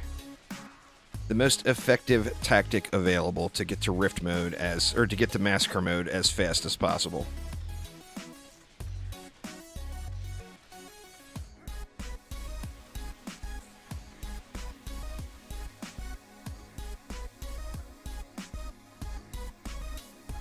It's a little bit of a snoozer here, not gonna lie, but things will ramp up quite quickly. You gotta remember, this is the 5th map from a brand new account.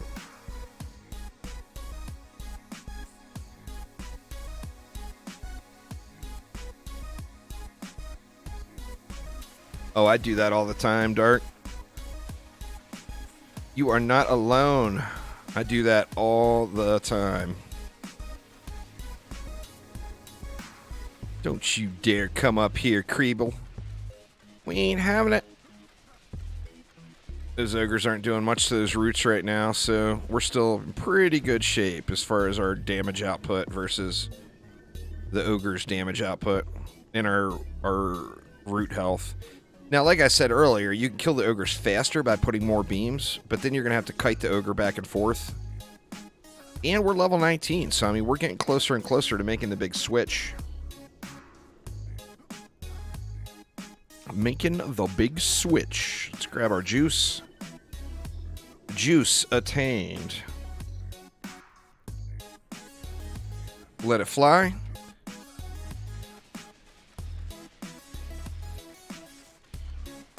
I mean, in all reality, you don't even need to pause to look at the loot at level 20. You can keep going. But I feel like level 20 is a good spot to clear out your bags. That way you're not just overrun with junk to look at. That's another important reason why I feel like it's a smart move to set your bag filters up prior to getting going, is it just makes all of this loot management much easier to deal with. I mean, those filters are there for a reason, right? So definitely take advantage of them. So we just need to watch for the ogres.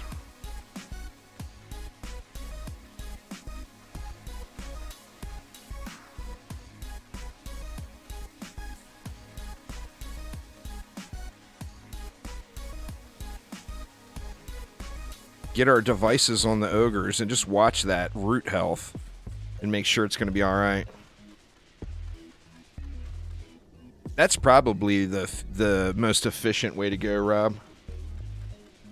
What's up, Tartum? I'm going to be doing a full video on it tomorrow morning. I'll have it uploaded, but you can do exclamation news in chat if you want to read through the entire thing yourself. I can tell you, though, it's exciting news. Very, very exciting news. Oh, I never upgraded that root. We'll pop one on that. All right, we're level 20, actually. I shouldn't have done that yet. All right, let's grab all the juice. And now we're level 20. It is time to rethink our setup. Now, at this stage,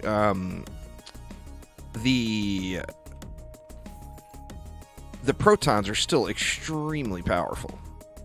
Extremely powerful. Let's grab everything off the ground that we can find. And all right, first things first, let's look through our loot. So let's start off with the Warden. Our Warden, of course, is in guard gear, but now we are going to switch that, and we're going to go to primitive gear. Now, what I normally do with primitive gear is go primitive power. Once again, there's no wrong set, just go for a set. Doesn't matter what set you decide to go for, just go for a set. So I'm going to go for primitive power. So we got a head there. There's some primitive power boots. Now, primitive power is always going to have defense rate on it.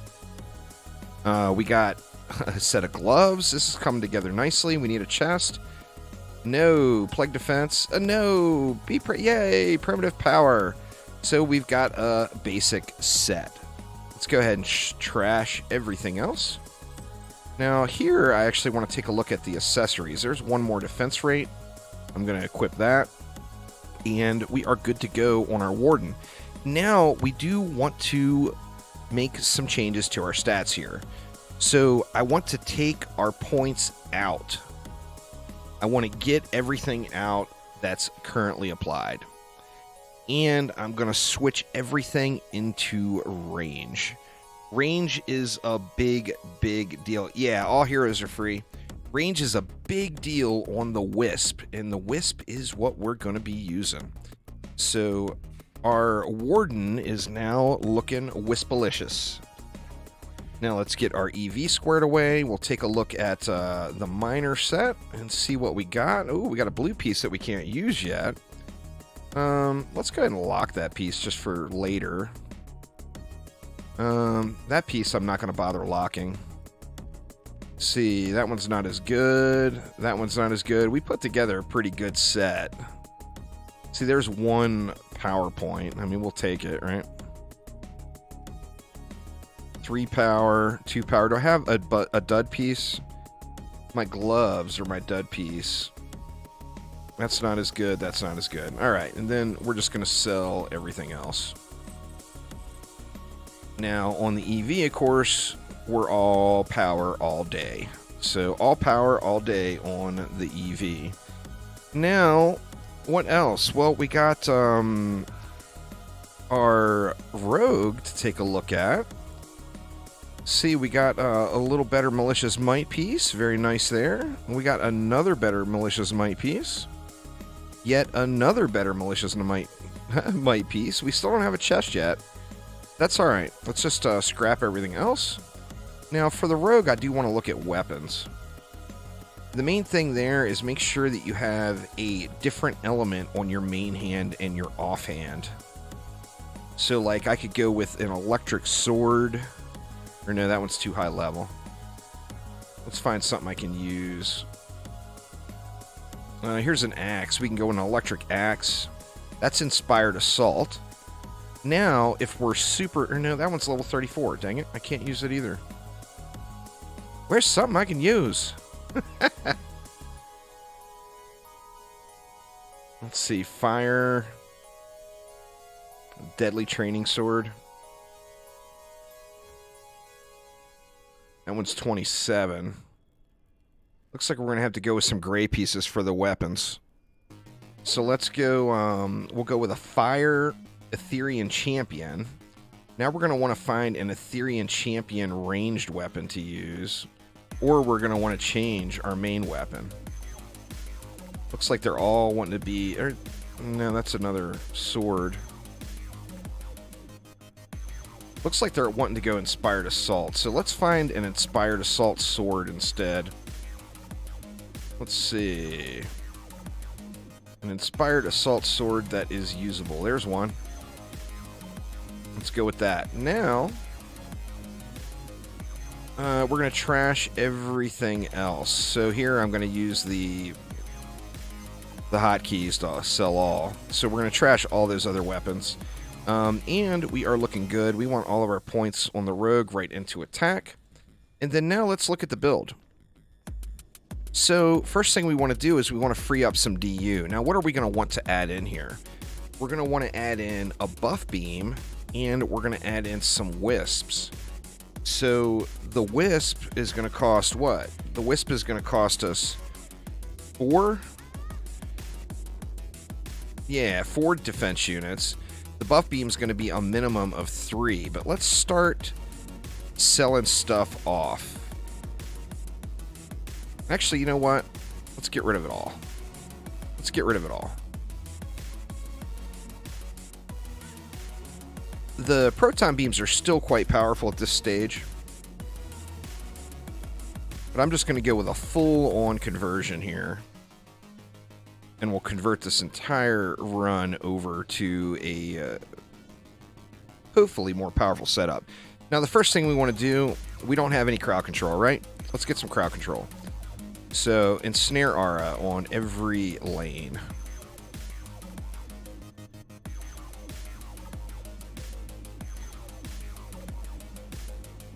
Ensnare aura and ensnare aura. Okay, we got 65 DU left to spend. So that's what? That's 21.66 per lane. So what would 21 be? Well, what do we want to add in? We want to add in a buff beam, and then we want to add in wisps. Well, if we went 20 per lane, that would be 1 buff beam and 4 wisps. So let's go ahead and do that. Let's get 1 buff beam in. Now, the buff beam, remember, it's not just buffing power. It's also buffing the rate, the range. Additionally, it's going to give it armor. So we want the buff beam on our overclock, or on our root. So I'm going to go with 4 DU buff beams. So I'm going to stretch it as far as I can to get 4 DU. Basically, I want to get it as far away from the root as I can to try to avoid as much ogre cleave damage as possible. Let's do the same thing here. Now, also making sure we're getting it on our ensnare aura. We want that as far back as we can.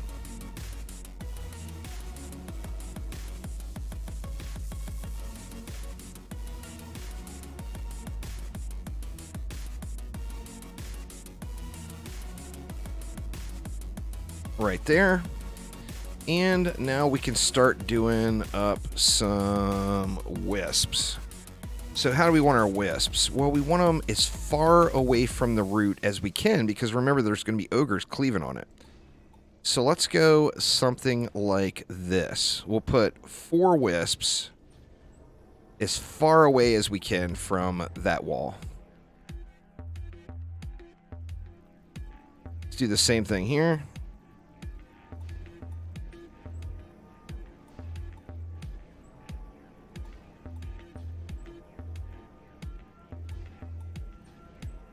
And we're going to have, what, 5 DU left over to do what we want with. You know what I'm going to do with the 5?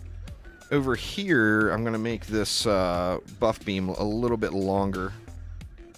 So we're going to go with a 5 DU buff beam here, just to buy myself a little bit more range away from the ogre cleaves. Let's get out there good and far. And then we'll get Wispy.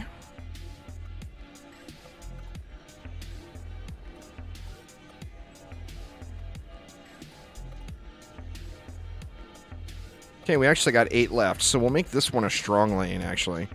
We'll put an extra wisp over here. Now, alright, there's 2 different things you can do. What I'm going to do is stay on the rogue, because I just like the rogue. I like playing the rogue. I like jumping around on the rogue. The rogue's just good fun.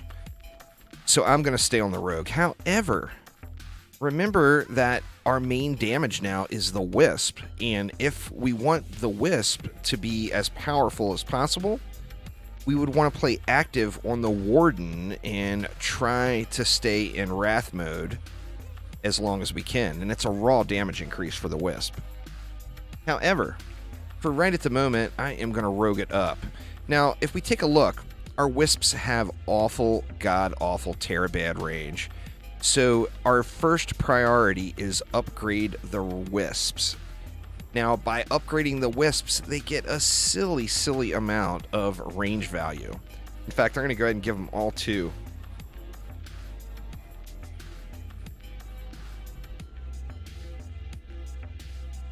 Yeah, they changed that a while ago. It will be changed again. And we'll put 1 up on the buff beam. Why not? Let's see. Let's get 2 ups into all of these Wisps.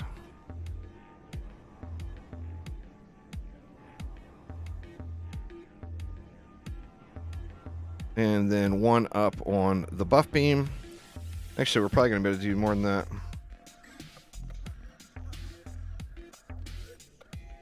Let's do the same thing over here. 2 ups.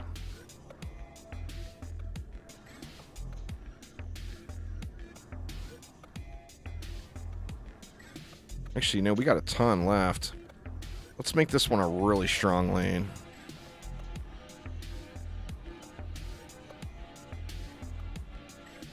Now, if we look at our wisp range, it's out to here, which is still not great, but it's getting there. It's getting there. We can throw another up on our roots since they're going to be taking damage now. That, and we did lose a little bit of that fort stat, so nothing wrong with throwing another up on your roots. Let's just keep going on these wisps since we do have so much mana left. We got enough to do all 4 of these too. Nice. Yeah, but anyway, the range value you get on your wisps is just crazy, crazy good. So wisp it up, y'all. Wisp it up. And let's let it fly. And let me double check my weapons. The biggest derp you could make right now is having the same element on your main hand and your offhand weapon. Literally the biggest derp in the game right now. You notice we have Dark Elf Warriors now. They're going to be taking some pot shots. And our goal really each wave... Oh no, we got overrun. We got completely overrun here. This is over, y'all. This is over. I shouldn't have swapped the build yet. Major, major derpage. Well, we're going to have to start this one over. I should have went a couple more waves. We just don't have enough stat yet. So the wisps were not ready. Just not ready. So yeah, there it is. I removed... You notice that I removed the anti-derp mechanism. And what happened? The derp happened. Yeah, anti-derp needs to be still installed.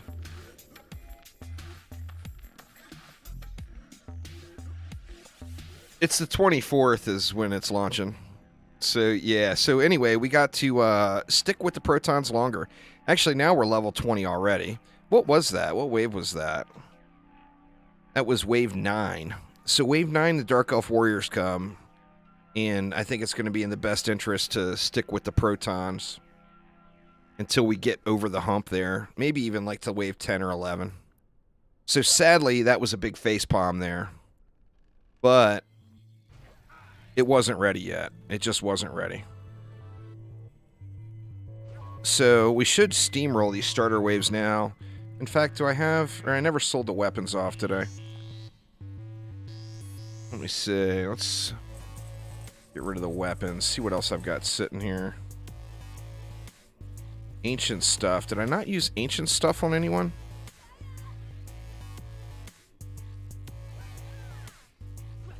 I used ancient stuff on the monk. That might be a keeper.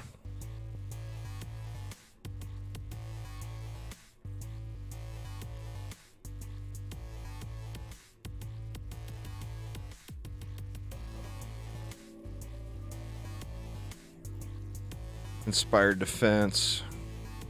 Alright, let's sell all that stuff. Miner, that's what we needed, right? On the rogue? Yeah, alright, well, we got our set complete on the rogue now. Or that was militia, pardon me. Let's just trash those. Let me look. That's one, that's a little better. It's inspired defense there, wrong set. Let's just trash that stuff. Alright, so, anyway. Big face palms on the wisps. So let's go back to beams, and we'll let it go past wave 9. Now we're gonna have those the Dark Elf Warriors coming, you know, and the Dark Elf Warriors are the real deal. You know what? Let me even these out a little bit. Bring them down the lane just a little. Let's go to there.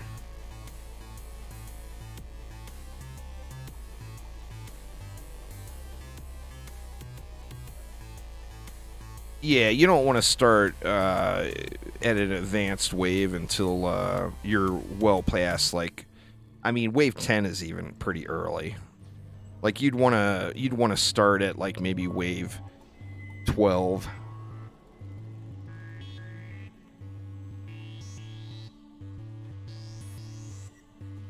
The facepalm is real, y'all. The facepalm is real. But what can you do? Must move on. So, let's get back to it. Now, this early game is going to be ridiculous. Easy mode here now because we've got that later wave gear.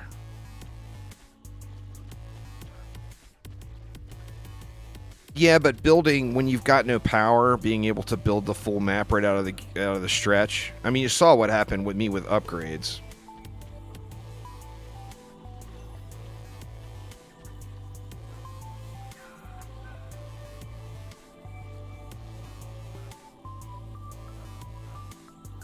That was with having, what, 10,000 mana or whatever to spend. So you definitely, early game, just don't want to do late wave starts. I mean, it doesn't take long.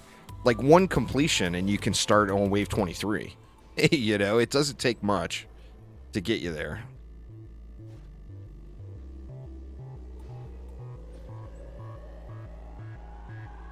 Alright, let's just get it all beast moded again.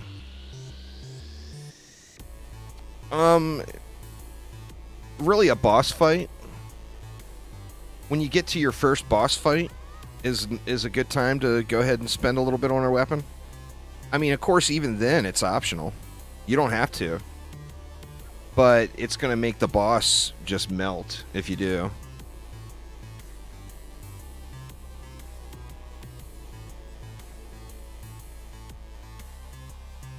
Right, we got 33 left.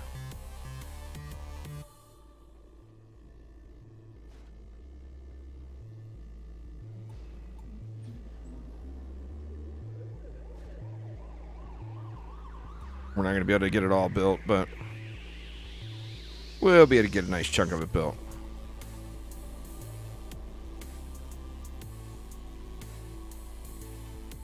One more proton here. And one more wave.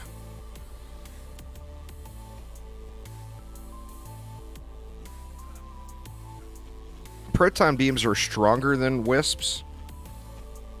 So, nah. At this point, protons are still way better. Wisps don't get ridiculous until they're hitting the spawn. When you get the range to the point where you can reach the spawn, or at least reach farther than your proton beams are reaching, that's when you're going to get more value out of those.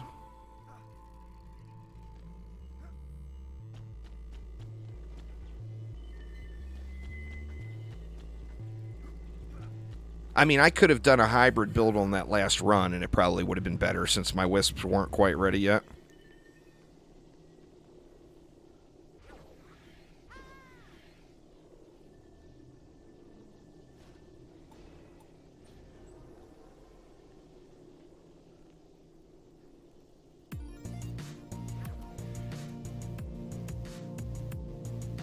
Let's see.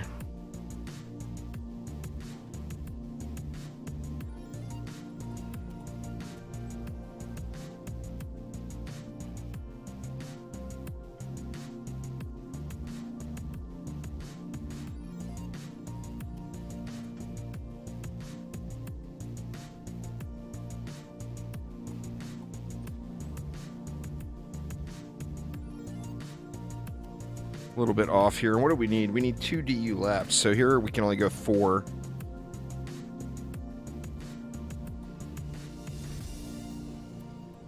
And then we'll go...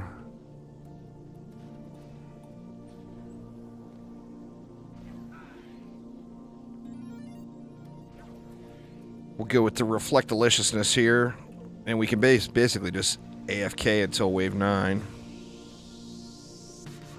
I mean, that's probably not what I should do, but we could. Until the Dark Elf Warriors come.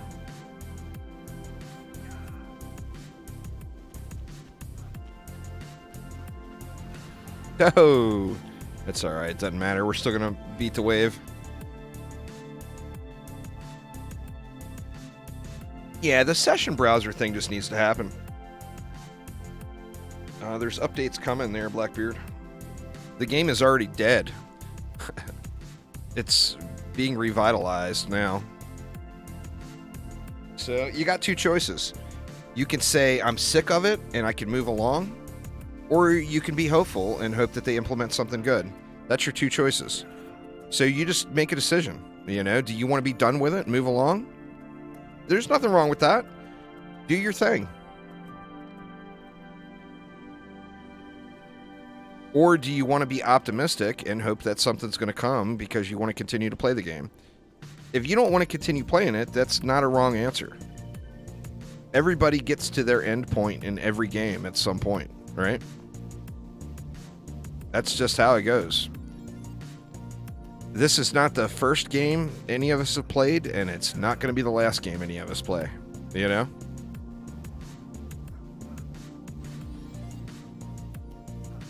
I mean, I'm choosing to take the optimistic route myself because I want to play the game more. I'm not done, you know?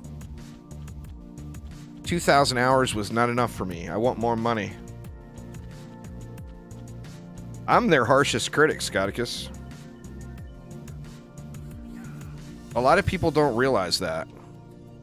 Yeah, I'm a big fan. I'm also their harshest critic.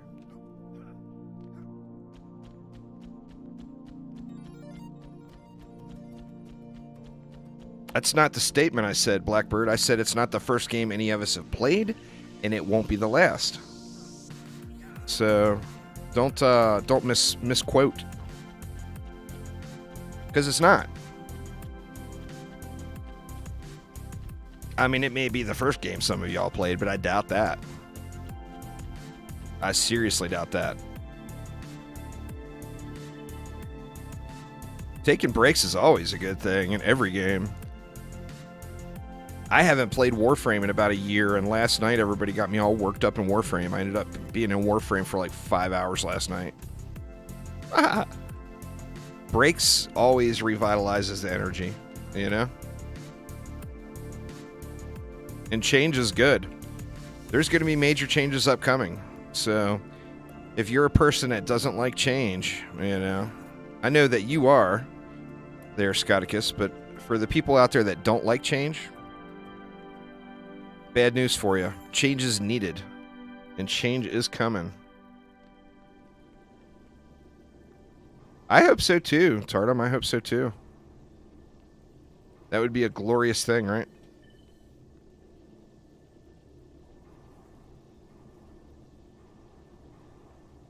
Alright. So I think we're good. Do we want to just collect mana for a few waves? Let's just see how far this takes us. We need a little more range on the wisps is all there was to it, really.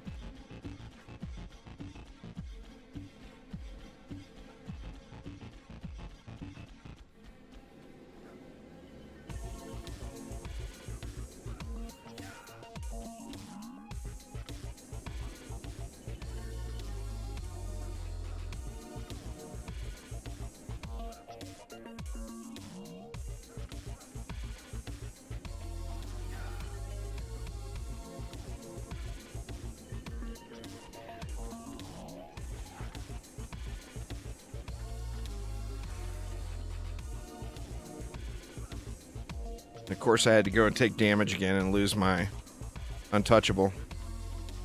Alright, we got our Wave 5 Ogre there. Sarna Stub. Good old Sarna Stub. Wow! Why did that Ogre all of a sudden start hitting so hard? Oh, it's because I don't have any fort on my trees anymore. Money is not the answer there, Blackbird.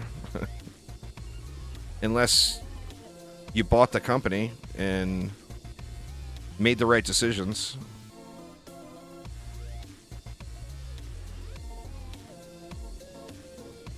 It's the old, does money buy happiness thing. No, money doesn't buy happiness. It just makes a much better grade of miserable.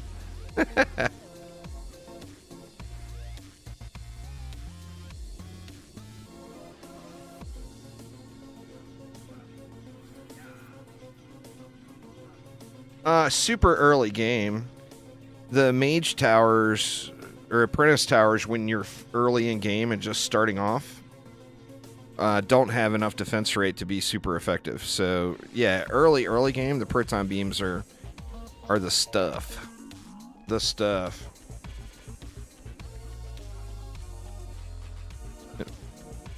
You just got to stay on the jet ski there, Lackey. You got to find a way to stay on the jet ski. Yeah, there's quite a few. There's probably hundreds of videos on my channel, Scotticus. I don't really post the builds anywhere. I put them up on my YouTube channel, and that's pretty much it.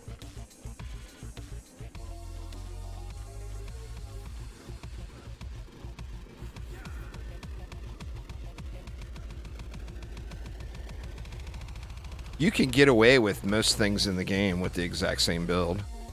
Like if you have an ensnare aura, a gas trap, some wisps, and then maybe situationally add in an electric aura or an explosive trap as well. Yeah. Instead of wisps, you could do DSTs. I mean, that's fine too. Absolutely. I'm going to keep upgrading these trees since I don't have any fort anymore. I'm really hoping. I'm still super hopeful for some of the runes that come for DSTs. DSTs particularly.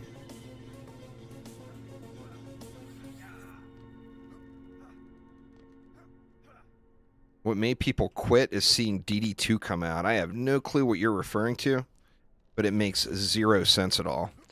DD2 was out like 8 years ago.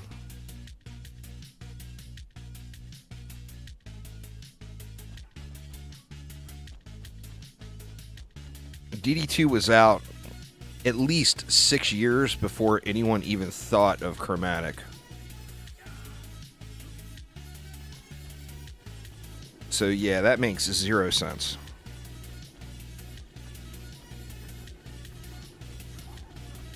And most DD2 players stick to DD2. There's a very small amount of the player base that play DD2 plus any other Dungeon Defenders game. It's a very, very, very small portion of the player base. So what happens in DD2 doesn't really affect any of the other Dungeon Defenders games. Now, the other Dungeon Defenders games could affect DD2, but DD2 couldn't affect them in any way.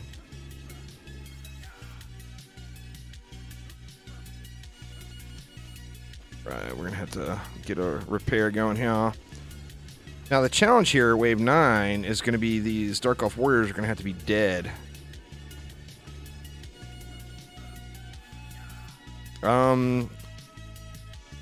Well, the TLDR of the history is Trendy Entertainment created Dungeon Defenders 1. It was wildly successful, and they sold to a venture capital company called Insight Venture Partners.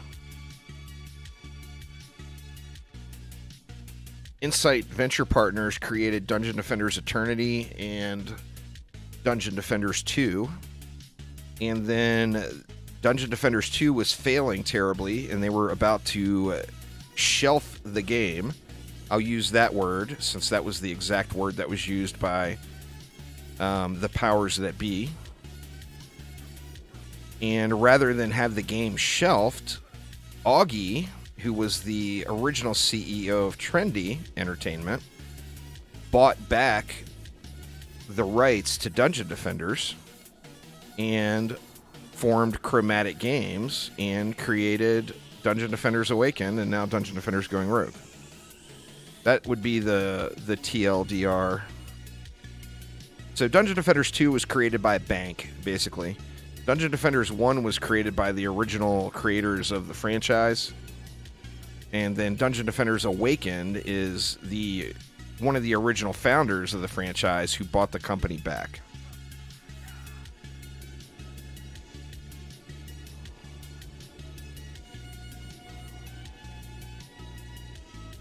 There you have it. The entire history in a nutshell.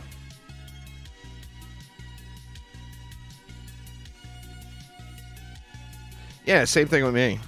I'm in that. It's a glorious place to be because the right answer is if you refuse to play Dungeon Defenders games and you only insist on playing one of them, the truth to that matter is you just straight up missed out. So if you can't play all the games and enjoy them, then you're just missing out. I mean, that's all there is. I would like for them to make true what they put out in that news post today. All right, wave 8. We got one more wave of luxury. One more wave of lying around in luxury.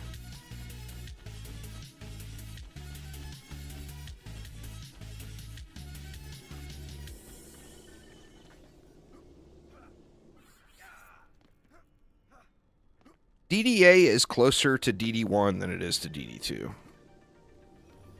But as any diehard DD1 fan would tell you, it doesn't quite hit the same sweet spot as DD1 did, you know?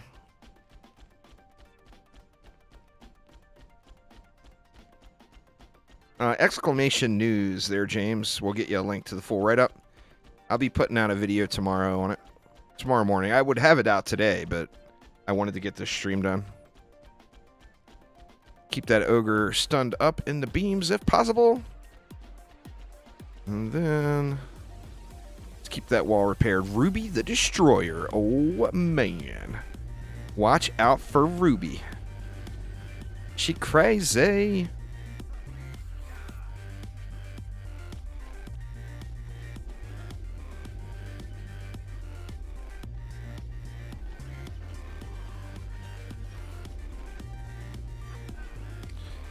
All right, I'm going to hit...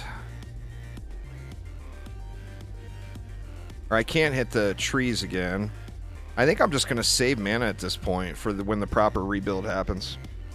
What's going on there, D-Blast? How you doing? I have, what, everything at level 3? I mean, that should be enough to kill stuff for a while.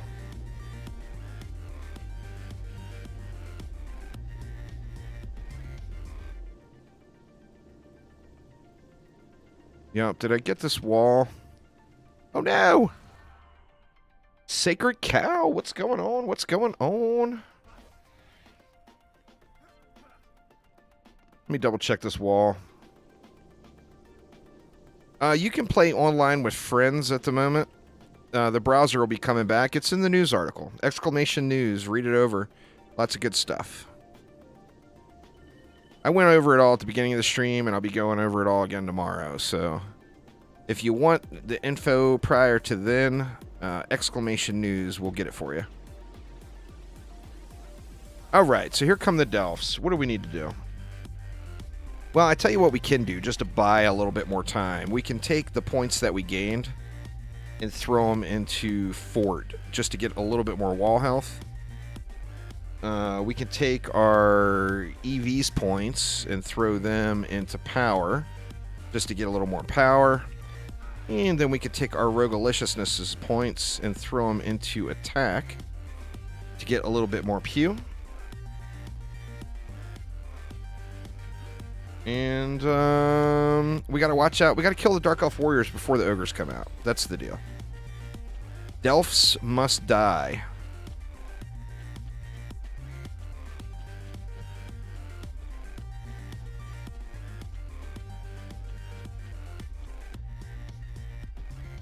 Alright, Delph's down.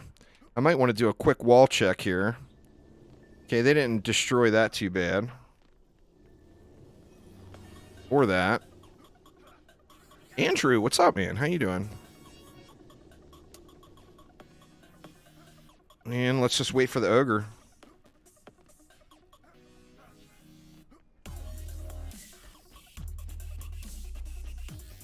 That's the only way to go. Seraphis, it is the only way to go.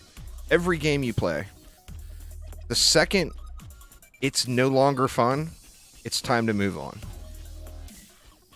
It's a game. I mean, if you don't get that value out of it, I mean, what more can I say, right?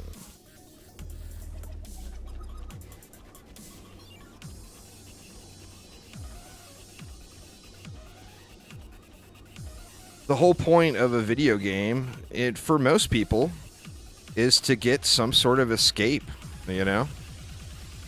The escape from reality. If you lose that escape, then you lost the whole purpose, you know?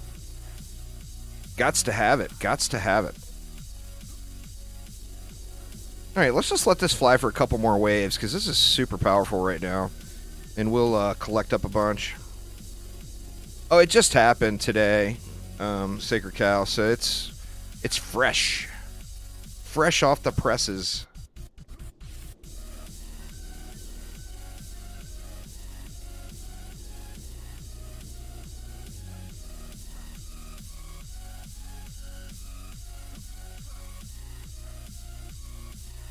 Let's go a couple more waves.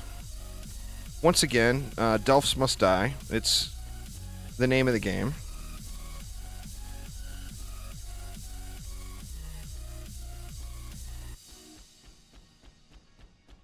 Them stinking dirty Delphs. The mindless grind is therapeutic.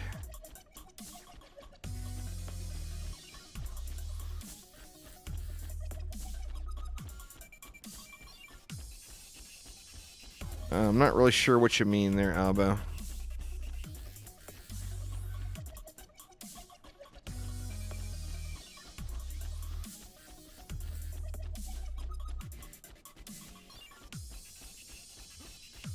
Alright, here comes our Ogreliciousness. Let's get them all dotted up with our... Keep an eye on that wall, too. Ooh, it's getting low. Oh, no! Die already! Die already! Shoot. Am I in trouble? I'm in trouble. God damn it. I just choked again. Alright, this is just serious facepalm action now. My God. And that's why you don't turn Nightmare on before you're ready. Jesus. I look away for a second. I'm just wasting all afternoon now. That's alright. I have wasted afternoons doing less fun things. Where were we? We were only on wave 10, so it's still not even worth jumping forward.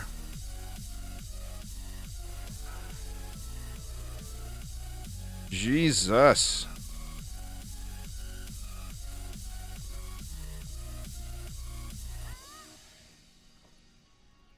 Alright, well, let's take a quick peek at the loots. We got a couple of fat items here. Level 60 requirement, oof. I'm just going to trash that stuff. I'm not going to want to use it by the time I get to level 60. Here's a fatty, though. We might be in a position to start with wisps this time. That'll buy me a little bit of forgiveness from derpage, too. If the wisps are, the range is big enough on them.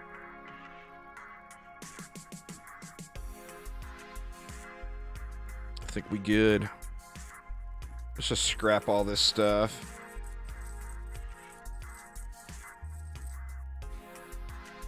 We don't have any more points to apply right at the moment.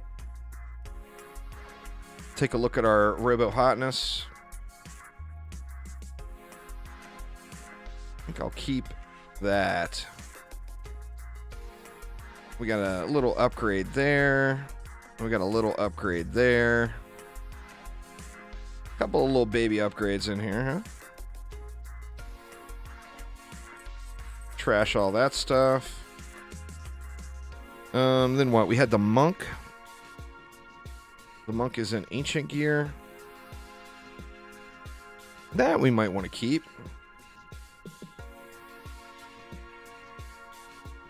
That probably not so much.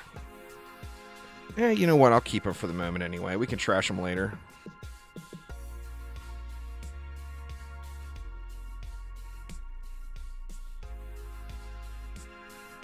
Ancient Authority, very nice. Any other upgrades? Nope. Let's just trash that stuff. Now the monk, we need to revisit the points. We want more into range. And then... Did I do the points on my EV? Looks like I did. Am I missing points? There we go. And then we got our Rogueliciousness. That might be worth keeping. I guess I should look at the stuff before I start selling, huh? We've got a little love on that one. So we got quite a few upgrades here.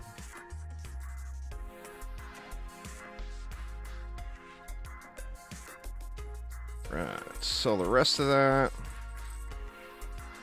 And back to the drawing board. I think this one will do we'll set right up with a hybrid setup, I think. I'm just not sold that the wisps are ready yet. If you hold down S and then click, it sells.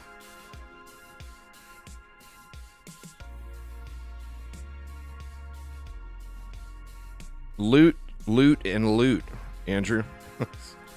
There. Easy.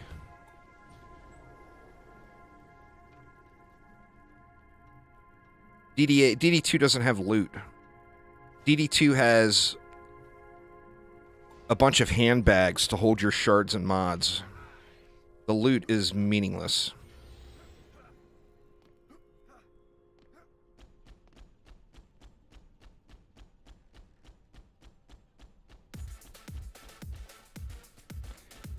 You know, I just need to get enough, exclamation news there, Gavin. It's lengthy, so I went over it all already.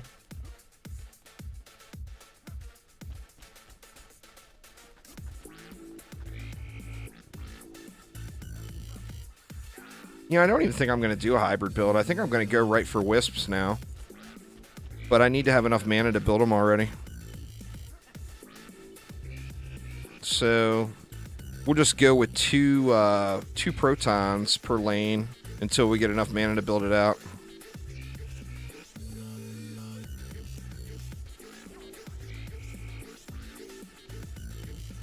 I mean, I guess I could throw more protons down, just not upgrade them.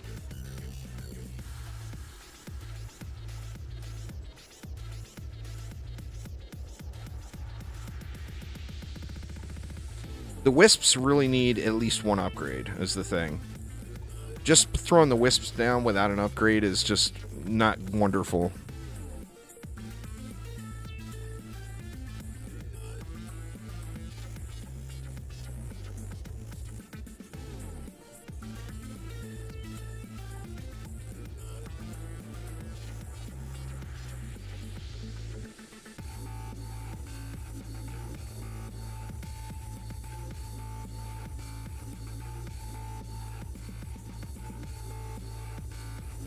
We can do one more here.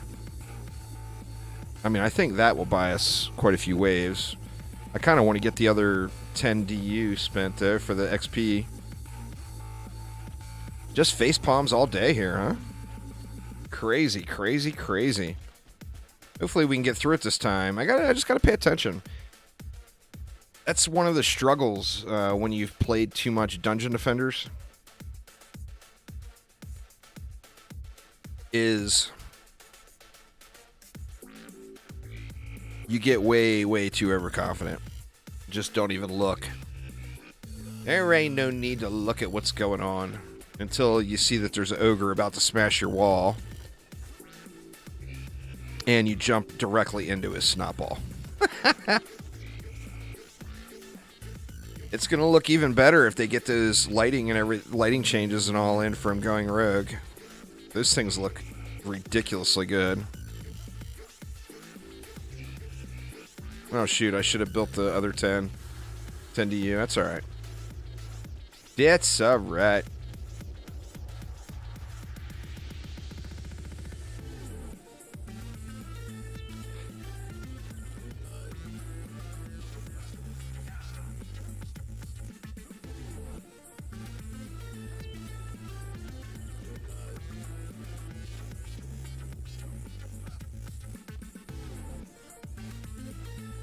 Come on out, big baddies. I know you're in there.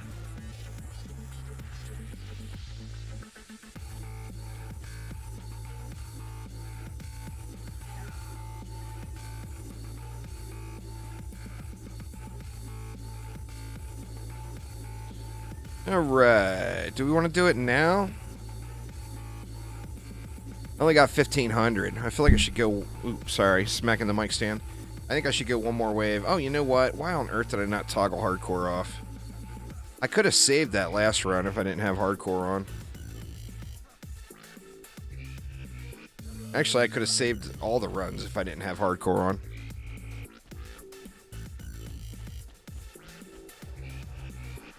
Just smacking it around. I use a boom microphone stand off the floor, so it's actually comes up off the floor, you know, next to the desk here.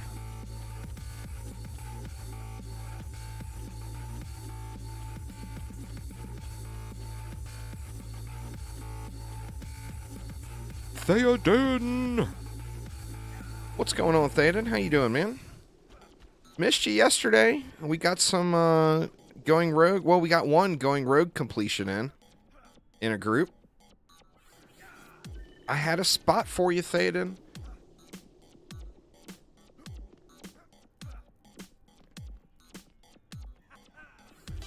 Just got home. Fair enough. Just worked your 437-hour shift. Theoden works too much, y'all. Just saying. He works too much. Alright, let's just go ahead and do it now. Toxels, thank you so much. I do appreciate it a ton.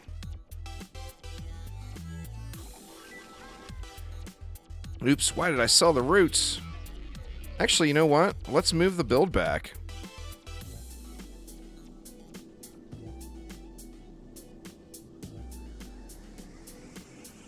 Do you think you need to upgrade Wisp for range? Well, yeah, I mean, if it's a late wave start, you definitely dump your upgrade mana into the Wisps to get the range. I mean, you still want to get your buff beams in there, though. You know?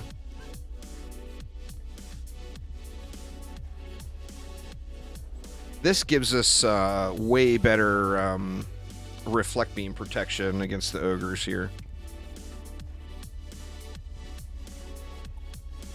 Is one of the big deals with it.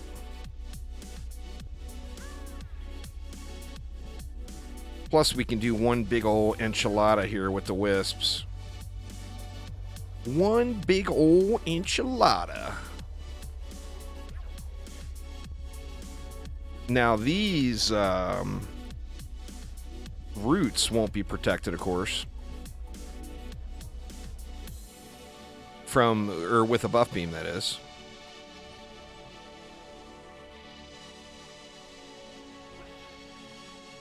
But this one will.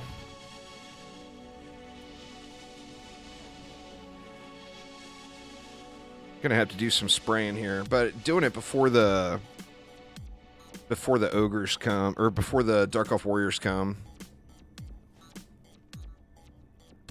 Let's go 4DU.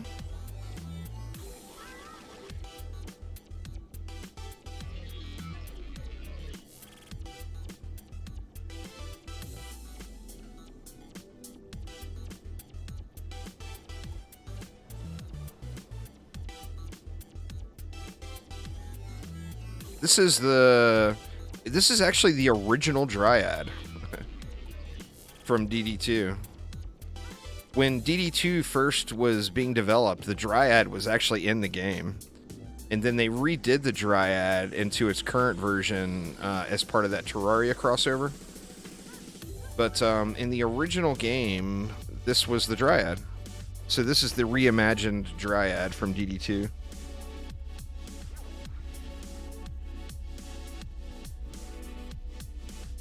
Alright, let's go like right here.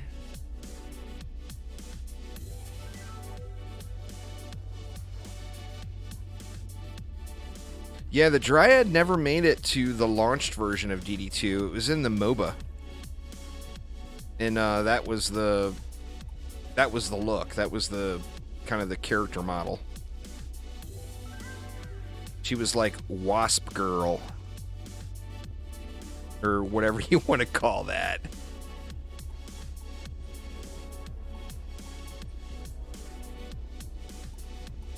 My range doesn't even reach to the walls. See, that's the problem. This Wisp Rage is not even at the walls.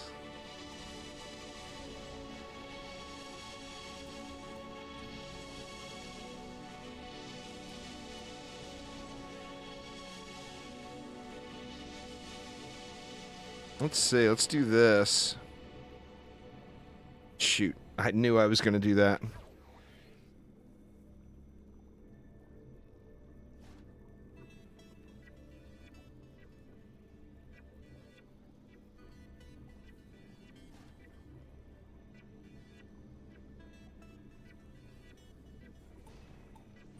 Is that still going to get the tree? Yep. The roots, pardon me. It's the same basic mechanic, yeah.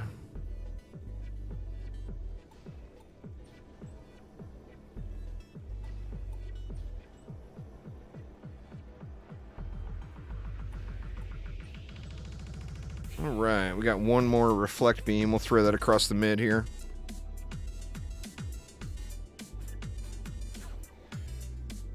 Something like dish. Alright, we don't have a ton for upgrades, but you look at my Wisp range right now, it's barely making it to the walls. It's terabad.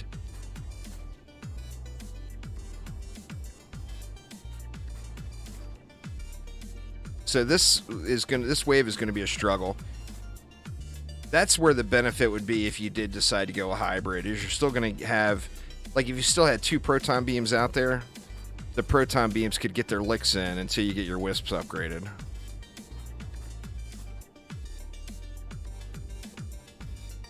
Let's see. Let's hit these front ones, and then we'll DPS over here. I'm gonna try to just burn what I can.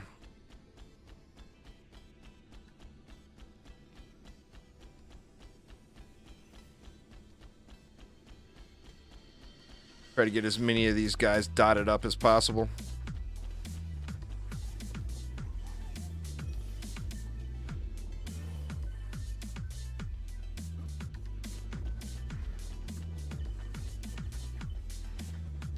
Uh-oh. Wrong element. Get up in there. Give him a little pushy. Oh, Terraria is a wonderful game, Andrew. Love it. Love it. Love it.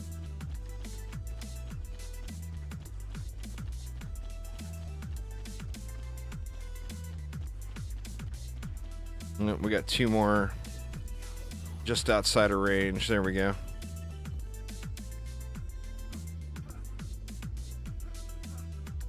Alright, now basically we got 5 waves to upgrade our Wisps. Now the deal now is you don't want to stun your Ogre until you get to the point where the Wisps are in range, you know?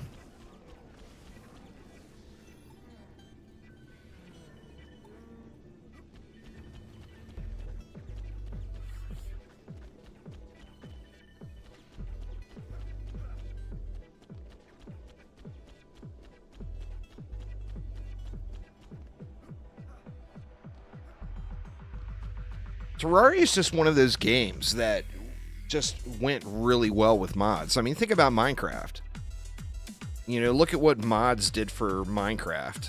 You know, well, Terraria is a game that has that same feel to it, where mods can be an extremely powerful content addition. You know.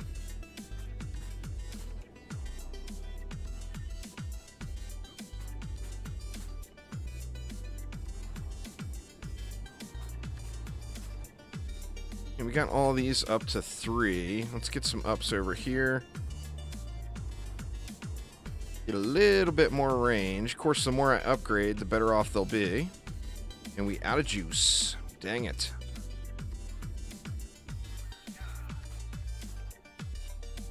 Some games, each game is different. You know, some games are not the best with mods. Some games, mods make the game way, way more awesome.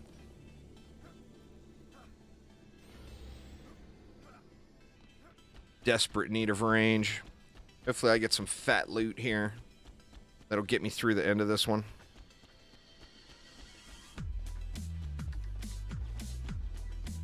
Yeah, I mean, Calamity alone adds lots and lots of replay value, you know?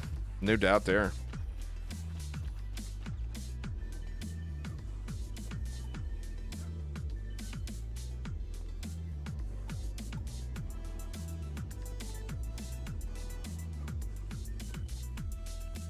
Any Fallout is awesome with mods. I never played modded Fallout.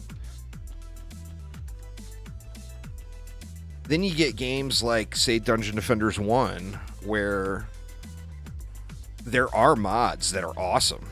Gameplay edition mods. I mean, look at Redux. Redux is basically a mod, right?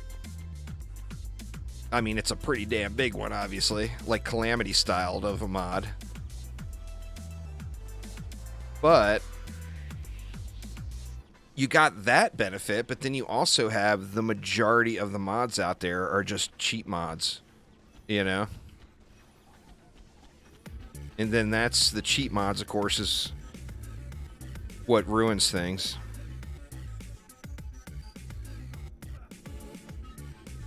The Tale of Two Wastelands mod for New Vegas. Huh.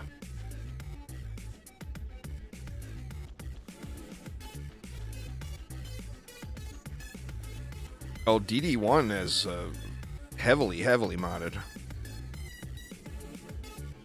I mean, there's an entirely different version of the game right now that's actually officially supported. It's Dungeon Defenders Redux. It's glorious, man. The EV gets a rocket launcher, for God's sakes. A rocket launcher! I said it! Like a rocket launcher tower. Oh my God. Yeah. Alright, Wave 7. We still got no Delphs, so should be still pretty fair game. Where's our Wisp range? Our Wisp range is getting a little better, but we got a ways to go. Now, before we start Wave 9, I will reapply points, take another peek at the loot, just to try to get as much range as I can on the Wisps. You see the Wisps are getting out there now, but they're not hitting super hard right now because I've got to focus on the range.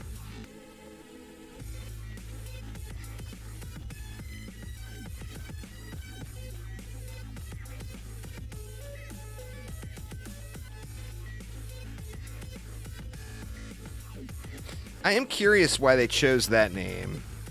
Sam Unit. You missed me choking. Was it 2 times or 3 times? I think it was 3 times. The derp is real today, Elmo. The derp is real. So yeah, you missed the non-stop derpaliciousness. And as soon as the ogre gets... Oh, it's Juicy! Juicy wouldn't hurt me.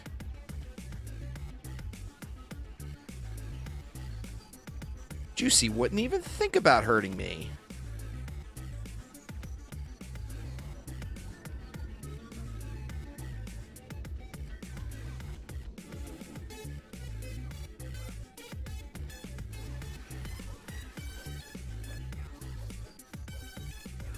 Oh yeah, just today.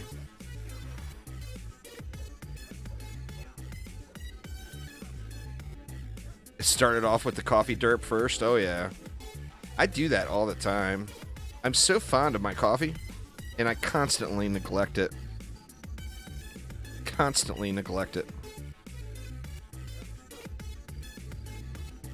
That's all it takes, Joe. You click that thumbs up button, it instantly blesses you. It's like got a direct connection with RNGesus, and just hooks it up.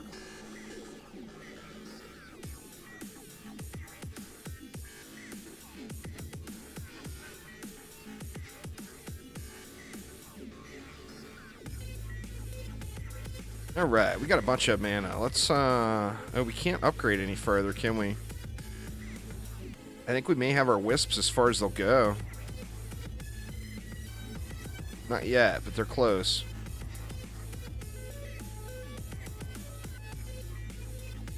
We'll get one more upgrade there. All right, so this is wave 8. Let's do one more wave, and then we'll do a quick gear check. Gear and stat points check.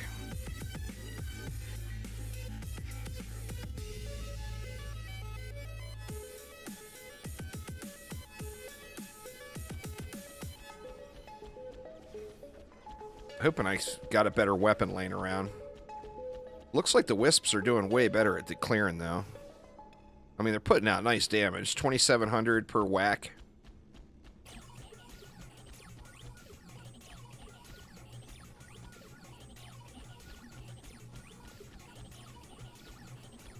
Juicy would never hurt anyone, Rob. He just wants a hug.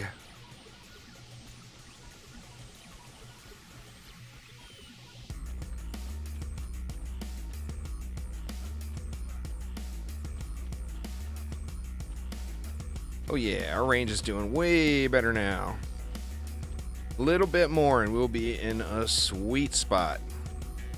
We got some ogre action.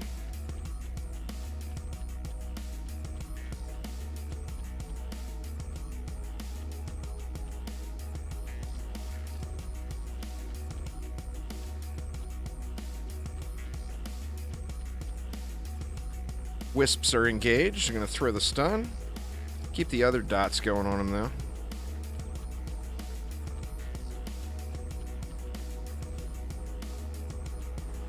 Oh, he did.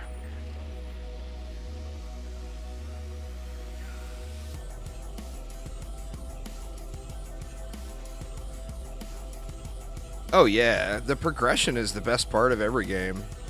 It's so nice completing a map and getting a power increase, you know? Without jumping through a million hoops, you know, without having to grind some crafting material or whatever. The base progression in the game, just playing through and getting those upgrades as you go through, is just so, so wonderful.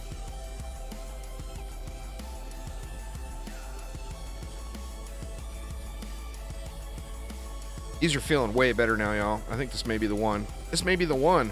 I don't want to jinx it. Well, it's not just... I mean, DD2 is not the worst out there. It's not the worst culprit as far as material grind. I mean, I am still hooked on Lost Ark a little bit, and it's just terrible. And it's time-gated, too.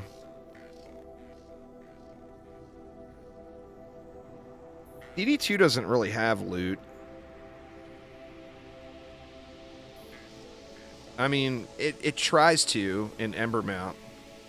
But besides Embermount, loot is not really a huge factor.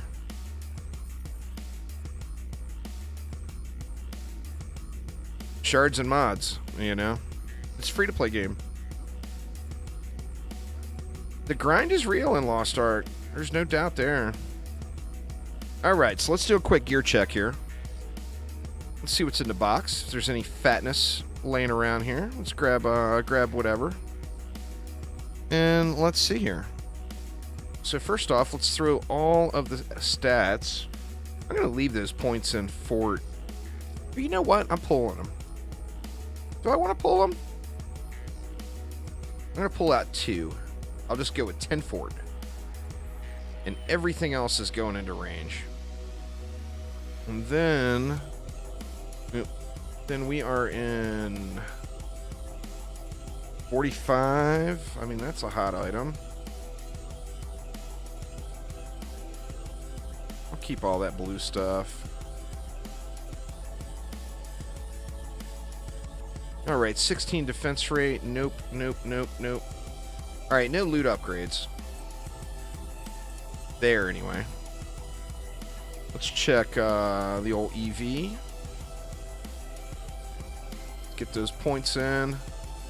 This is our minor stuff. It's nopes. I mean, it's hard to expect upgrades at this point, to be honest. Militia is a nope, nope, nope. Let's do a quick weapon check, too. Lots of weapons we can't use. This is where the nightmare toggle becomes kind of, do you really need it? Well, there is an upgrade. That's fire. I mean, that's a slight upgrade, too. We'll just take it. Did I already clear the loot? I did. Let's clear the weapons as well. I'm just going to clear them all. Actually, let's just do it the easier way. And then we got some accessories here. What do we got? Let's put them on the Warden here. We got 3 fort and 2 rate. We'll take that. 2 range, 2 rate. We'll take that as well. All right. Then what do we want to put? Actually, I never checked the monk. Let's check the monk as well. We'll give the monk, what, a little bit of fort. And we might as well throw that piece, 1 more rate on our rogueliciousness.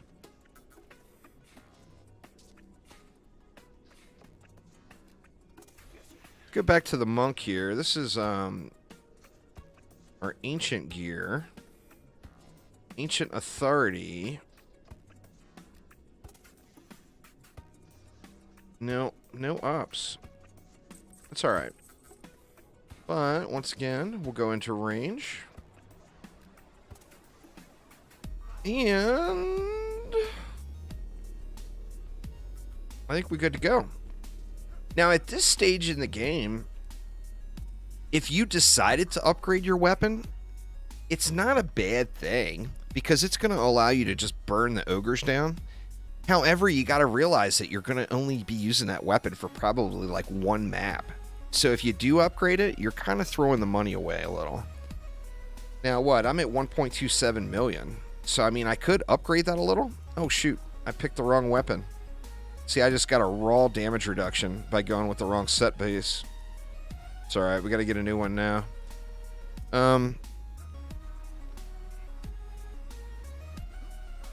No, it's friends list only right now. It's coming back within the next couple of weeks. Exclamation News gives you all the info on the DDA news from today. There, Jonathan. Oh, man, look at that. Dark Elf Warrior up on my... It looked like he was up on top of my reflect beam.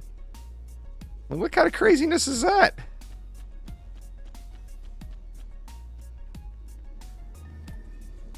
You know what? Nope, not enough juice yet. Let's just repair them.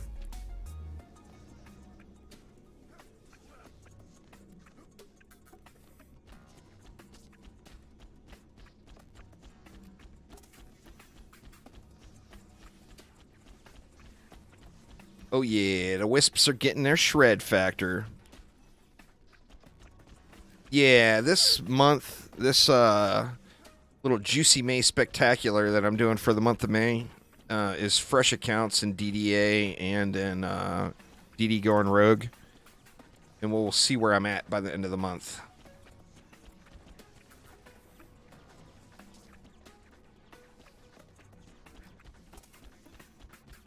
Don't you hit my tree. Don't you hit my tree.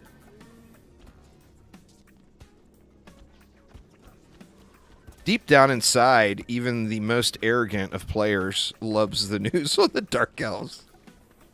Dark Elf Warriors are a pain in the ass, man. They just are.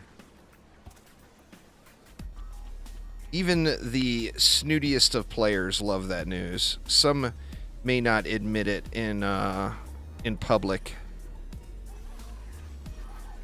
But yeah, that's just good news.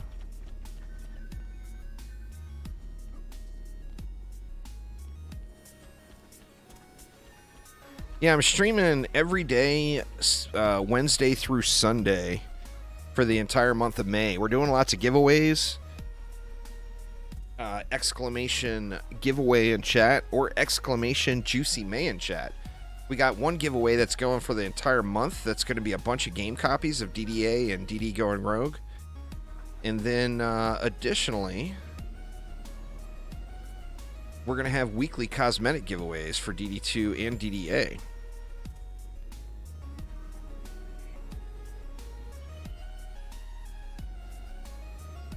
All right, let's get that upgraded. I think we got everything. Or no, we don't. I think all I have left to upgrade now is the ensnares.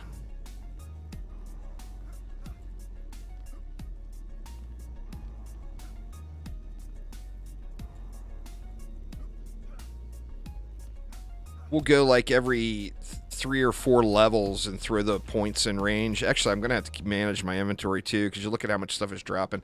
In fact, right now would be a great time for me to get rid of the Dark Elf Warriors. Let me kill the Dark Elf Warriors first. And let me not get sidetracked. Good Lord, what was I doing? What was I doing? Asking for more derpage.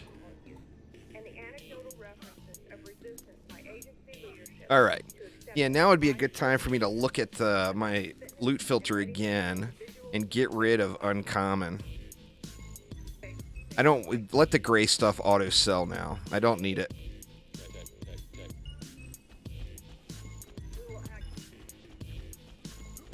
Just don't need them grays.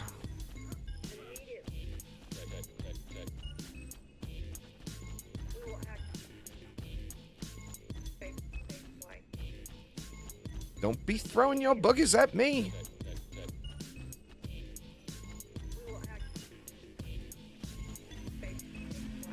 Oh, look how far out the wisps are going on them. That's pretty good there. It may be time to put some points into power.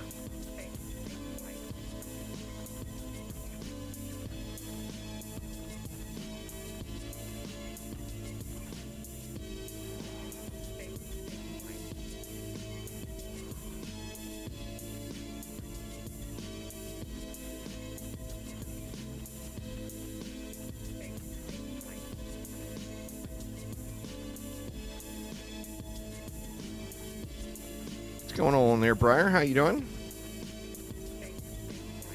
Rock down.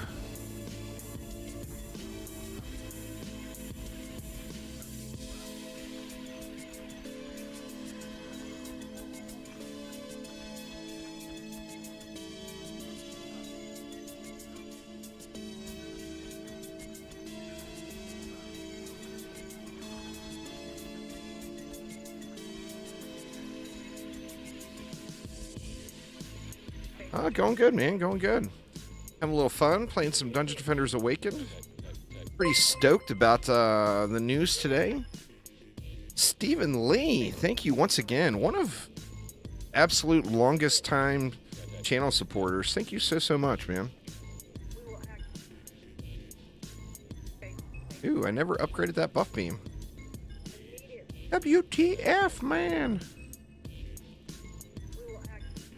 Let's just go until level 30, and then I'll check the stats again. Exclamation news in chat. We'll get you a link to all the hotness. I'm going to be putting out a video tomorrow morning on it. I just didn't have time to get it done and do this stream as well.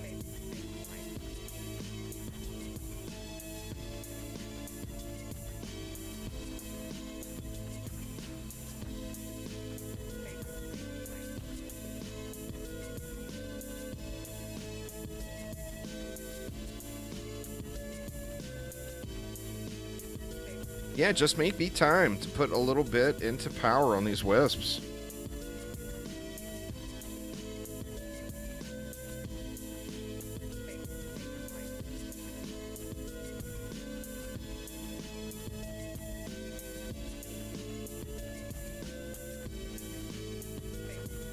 Where you at, Oga?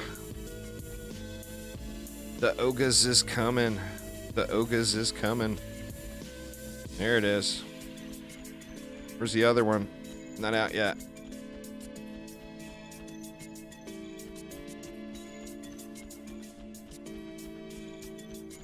It's Scrappy!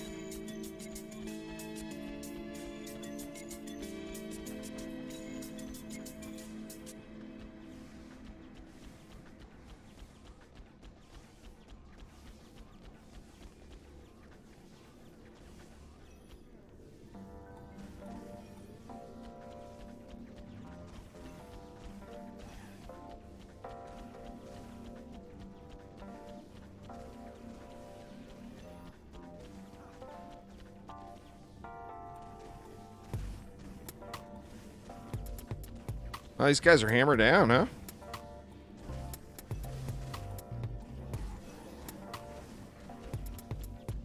Some explosive traps or something might be nice.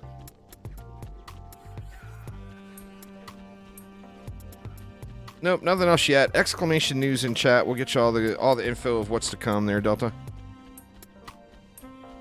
I got a feeling that stuff may end up going away. We'll have to see. We'll have to see what they do with fusion gear. In rifted mode. Ooh, wrecked. But that's alright. We'll survive this one.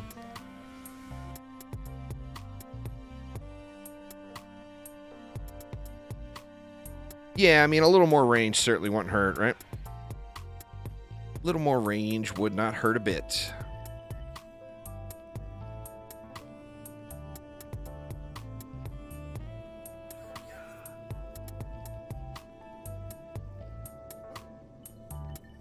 Alright, now I screwed my set bonus on my rogue, right? With the weapons. What I got? I got a fire weapon. We need inspiring assault. Ideally. Inspired assault, pardon me. Yeah, there we go. It's a little downgrade, but at least get the set bonus back. Because I'm not punching on him very much anyway, so. Oops. Did he get it equipped? Yeah, he got it equipped. Alright, how's our inventory space doing? Looking like it's doing pretty good. Let's, I mean, we don't have enough points to bother putting in, right? 8 points. 8 points isn't very much. I mean, I guess it's something.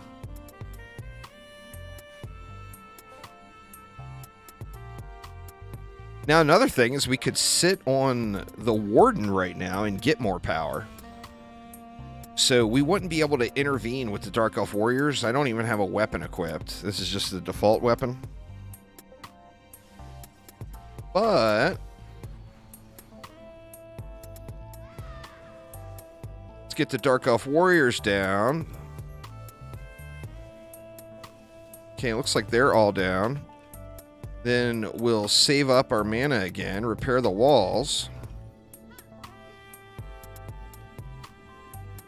And then now wait for the ogres. When the ogres come, we'll pop our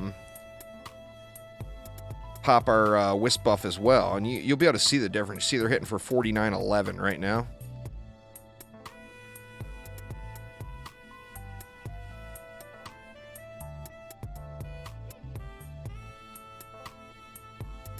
We'll see what they're hitting for after I buff up. Okay, here comes the ogre. So they're hitting for 4911. After I pop my buff, they're hitting for 6050 now. So yeah, got a nice little damage buff out of them.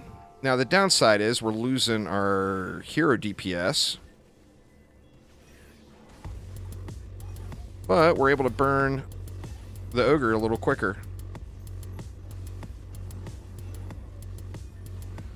I don't think that's worth it, to be honest. I think the hero DPS is more than that increase in value we get.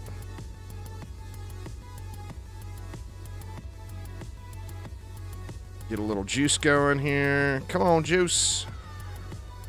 There we go.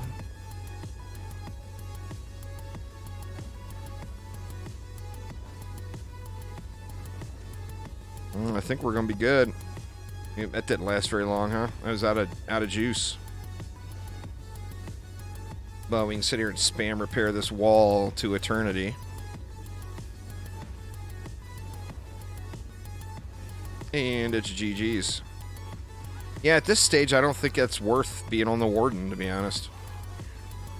I think you get more than 1,000 per hit damage increase off just playing the Rogue actively. You get the CC for one.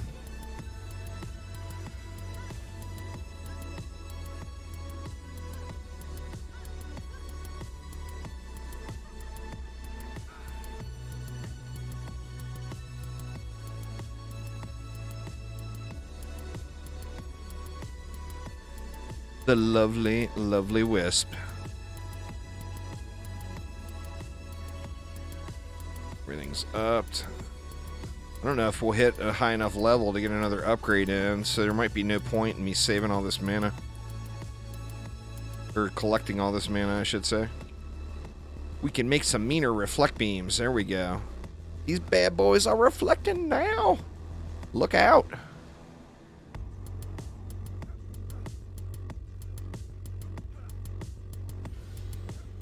Alright, let's let it fly.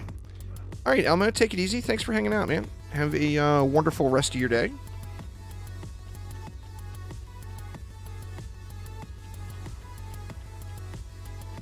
I'll probably get through this map and then may end up calling it a day. We'll have to see here.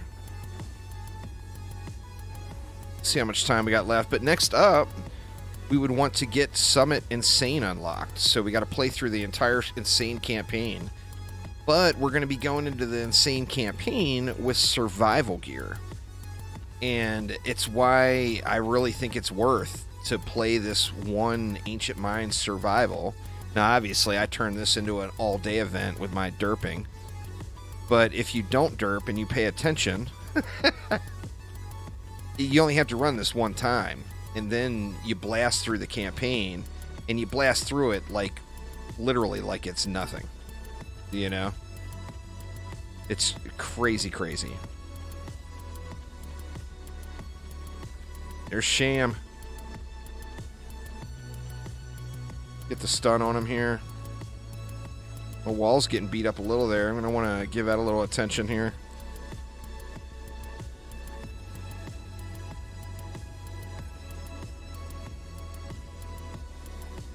Alright, where's our other ogre? He's right here.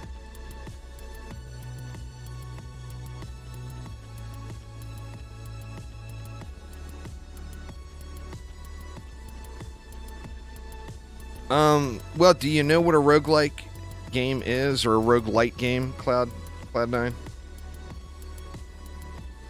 Would be my first question.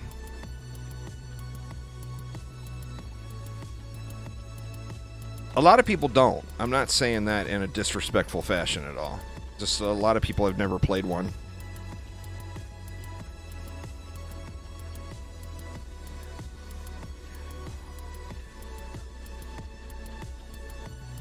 What's going on there, Kayla? How you doing? Welcome, welcome.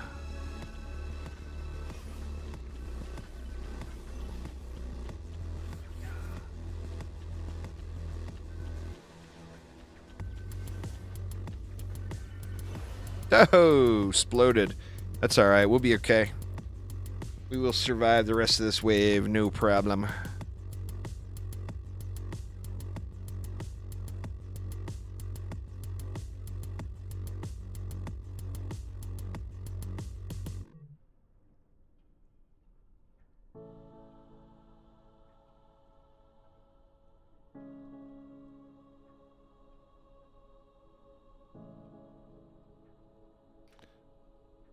Nice, Kalani. Hell yeah, did you read the news today there, Kayla? Big news, big news. Alright, we're level 30 now. Might be time. Well, a roguelike game, where the name comes from, is it's a game, the first game in that genre was the game Rogue, way back in the day. That's why it's called roguelike, because it's like the game Rogue. But basically what a roguelike game is a game with... Oh, there was huge news today, Kayla. Huge news. Either watch the very beginning of this stream, or wait for tomorrow, or do exclamation news in chat. Anyway, a roguelike game is a game with procedurally generated maps where it's slightly different every time, where you can the progression is permadeath. You start a fresh playthrough every time you play it, and each time you play through it, it's a little different experience. So it's going to have different maps, different modifiers, various things for you to unlock going through. Now, a rogue light game is that same thing, except it offers some semblance of permanent progression to the game. Dungeon Defenders Going Rogue is a rogue light, so there is a permanent progression element.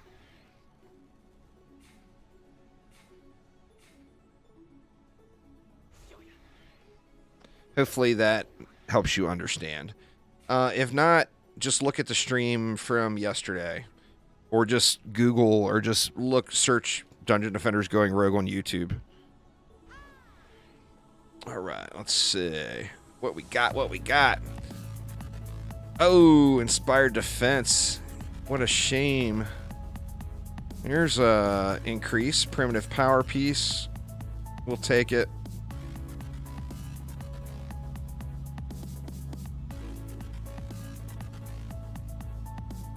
No more ups there.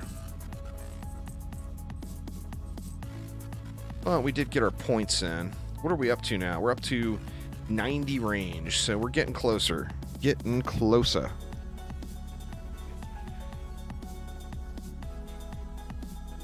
A little more range here. How are these doing? They're at 70%, so they're not at the cap yet. No, DDA and Going Rogue. It'll be both. That's the whole focus of the month, is both games. So we'll be talking about both. Now, they put out so much info today on that post that I doubt the first week is going to have very much. I mean, we'll see. But I doubt we're going to get much out of them the first week. Forever Master, what's up, what's up? Hell yeah, it did. It felt extremely awesome to read. Extremely awesome. Die, you dirty delfs. Don't you come smack on me, mister.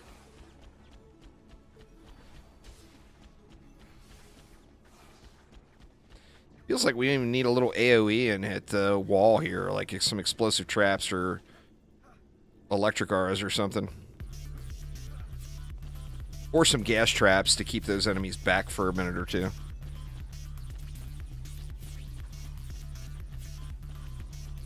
Walls are definitely getting pushed a little. I mean, once the lane gets caught up with that initial surge, it's like the Wisps are doing good, holding their own.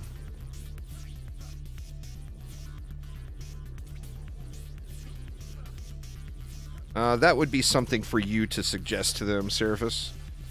I'm going to be talking about more, not specific little individual things like that. That would be something for their next survey they put out. If I started talking to them about little individual things like that, it would be a 2,000 question survey every week. And they're not going to do that. Like, I'm going to be able to put together 5 questions or something, you know? Oh, don't be sorry. I'm not saying that in any means. I'm just saying that would be something for like your survey responses. Yeah, it's time to get some power going here. We just don't have enough juice. We're not killing them fast enough. Needs more power.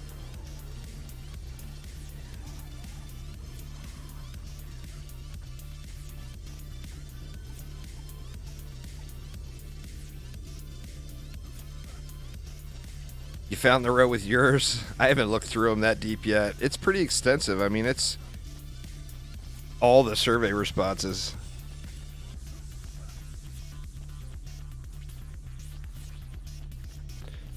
Well, I mean, it all comes down to, you know, I mean, I'm stoked. Don't get me wrong. I'm super hyped. I'm being very optimistic.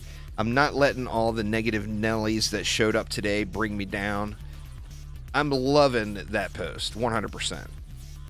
But let's take a minute and be real for a second. You know, it all matters what gets implemented, what actually happens. It's nice to get that forum post. You know, it's very nice to get that forum post. But when we see implementation, that's when we'll be able to say, okay, yeah, they're really listening. You know, we got to see that first. I mean, you know, like I said, I don't want to be negative in any fashion, but let's be realists. We've seen posts like that before, you know? So let's just see what makes it.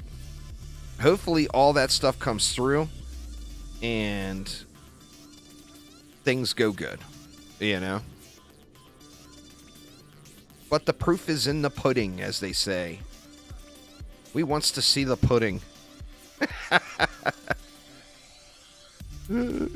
Oh, no attack. Boo. Alright, let's see. Do I have any points to put on my girl here? Oh, I got a few. Let's go into power. We need more juice. Needs more juice. In fact, I'm going to dip down to 80 power, or 80 range. And get just a little trickle of power there.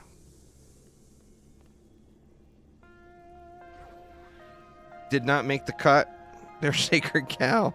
I'm sorry to hear that, man. I'm sorry to hear that.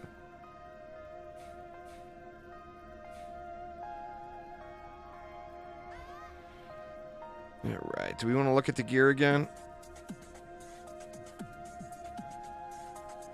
Well, a super quick look shows nothing of use there, so we'll just skip the gear look.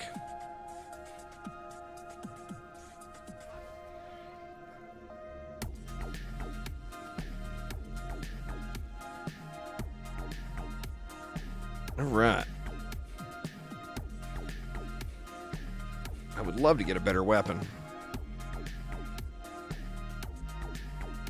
The Joyous.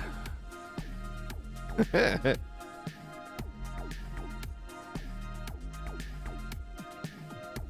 I'm half tempted to swap to, that would be better for marking targets. Slightly less single target DPS, but it would be better for marking.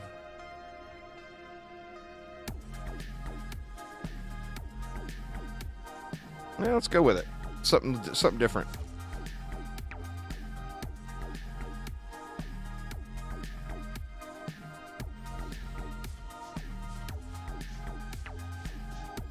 Well, plus all the ones that they didn't include, because you know there was lots of foul ones. I mean, they still read those,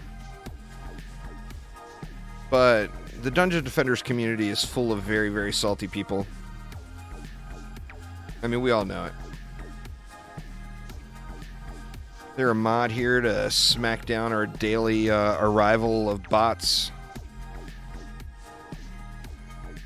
I can get it.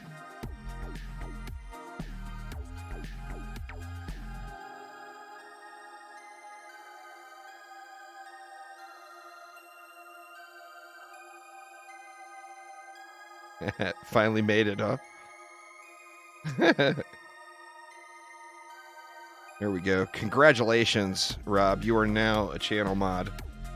Feel free to ban everyone. Not really, but you know what I'm saying. On YouTube is too Disney, so on YouTube it's called hide, not ban.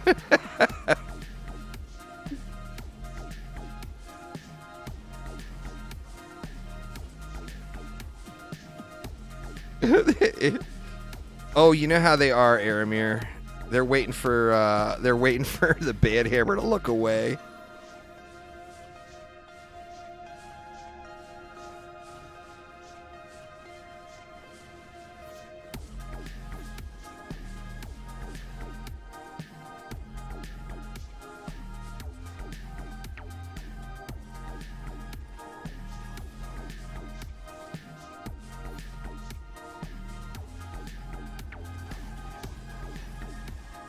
Yeah, I feel like I need a little, some sort of AoE damage at the wall. I really do. And we got too many damn wisps here. I gotta look my monk over and see if he's got enough power to even bother with.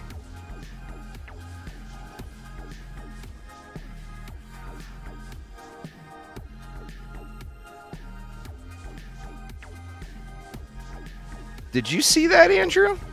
That's the funniest read you will ever find. That whole birds are made by the government thing. I read through that whole thing because it was so entertaining. I'll give you guys the TLDR. Some people are saying that birds are really drones made by the government, and they're spying on us. They're not actual animals. It's why that birds are always sitting on power lines everywhere, is because they're little mini robots and they're recharging. They're recharging their batteries. That's just the funniest shit I've ever read. I gave that whole article a read just because of the entertainment value with it. Yeah, man. Birds are the real deal. All right, let's see. Do I have more? Let's go power.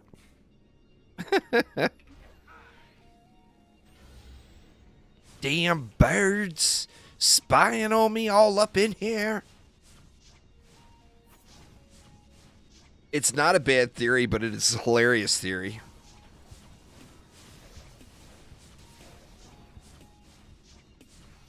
I don't think there's a government agency in the world with that much creativity, to be honest.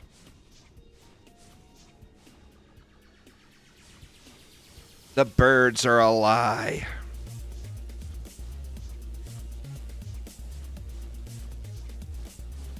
Oh, when they see when they run out of battery, that stuff happens like in, you know, those horror movies and stuff with the birds all dropping out of the sky. You don't want to see the battery. The batteries go dead. That's bad news. Bad news.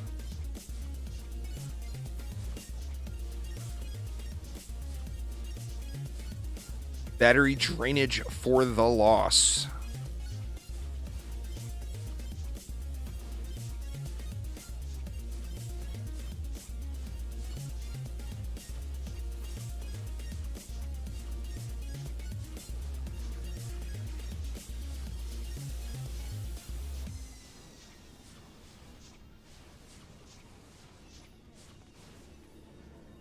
Getting a little bit more burn on these ogres now that we're starting to put some points in power.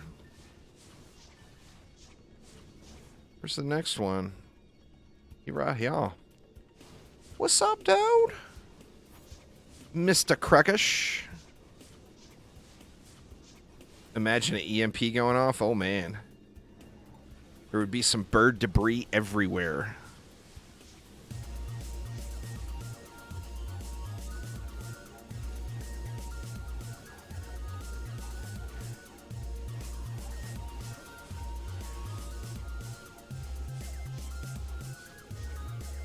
Our little chickens are getting so big now, y'all.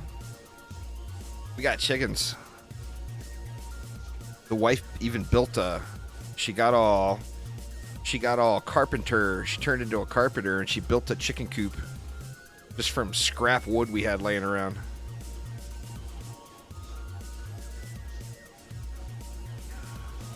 Oh no! It's all good. We'll still survive the wave, no doubt.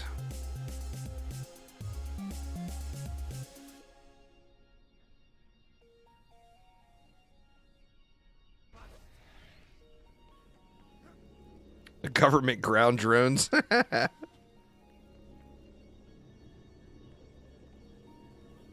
Hey, as long as they're laying eggs, I'm happy about it. Government ground drone or not, if it's an egg layer, it's all good.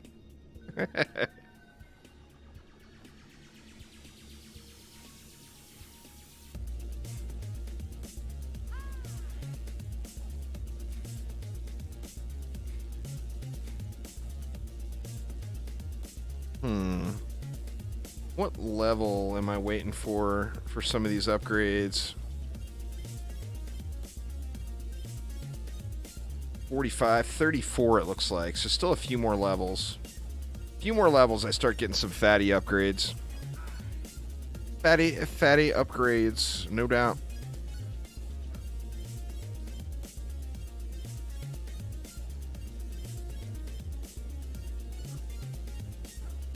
Alright, I do apologize, y'all, but I am going to have to run off again for the moment.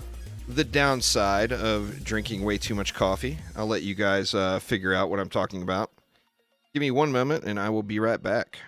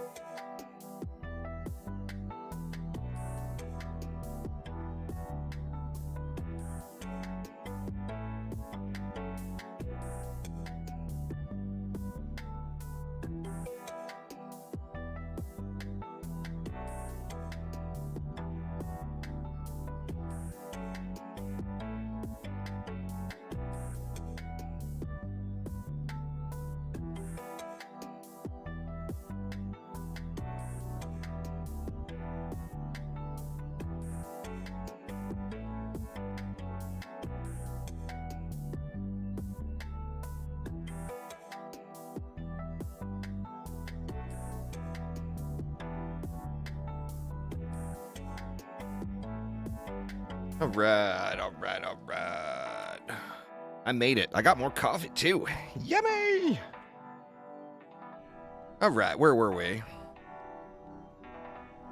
We need another level still. I think one more level. We get to potentially do another round of upgrades, which should take us up a notch. Oh, Dan, it's huge, huge news. Oh no, I died. Oh no, this might be the end. Will I be able to survive the ogre onslaught of Wave 17? Exclamation news in chat, Dan. You'll want to read it all. I'll be putting a kind of a highlight and opinions video tomorrow. Man, I fear this may be the end. God dang it, man. I don't think I'm going to be able to hold up through an ogre. We're going to have to see here, though. Come on, ogres, die already, please. All right, here comes the first ogre. Please be in different lanes. Please be split lanes.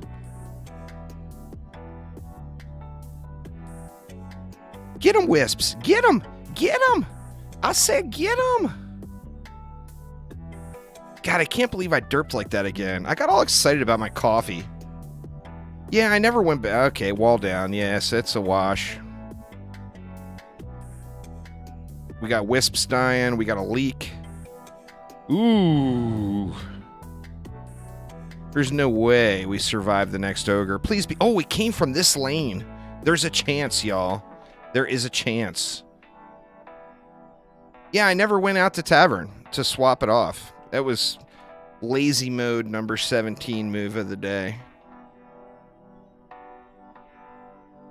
Oh, no. It's over. It is over.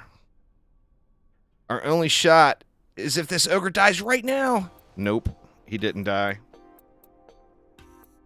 But that's all right. We made some good progress. We got some nice upgrades. Tomorrow, sadly, I'm going to have to jump back into this tomorrow again to continue on. But for those just joining, we can take a moment and go through some of the juicy news again here.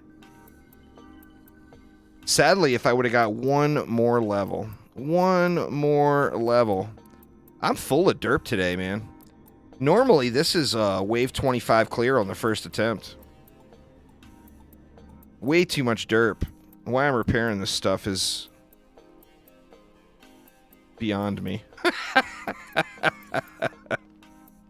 All right, let's get out of here. Let's get back to Tavern. And let's take just a minute. We're not going to go through it in detail like we did earlier. Actually, let's look at the loot real quick first and see if we got any improvements to start off with. That's a fatty gain. Range doesn't help us, but it's still a gain in power, so I'm going to take it anyway.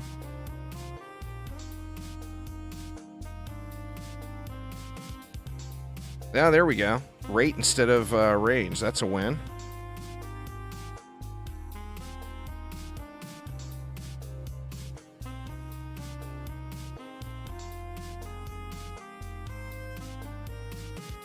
There's a little power gain. We'll take it. Looks like that is going to get us, though, for that round. Let's save the stuff we can't use yet and just trash everything else. Let's take a quick peek at the weaponry.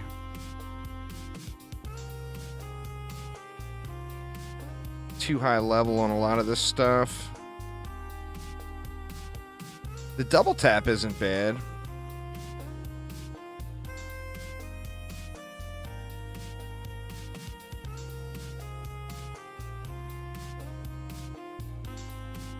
This one, 21 attack. So big DPS loss, though, on the roll. Plus, it's a bad set. So sadly, I think the weapons are going to be... The weapons are going to be a no-go. Let's just do the laziest thing possible and sell it all. That way we don't have to think about it. Ancient Dragon is on the summit. Let's take a look at our Robo Hotness.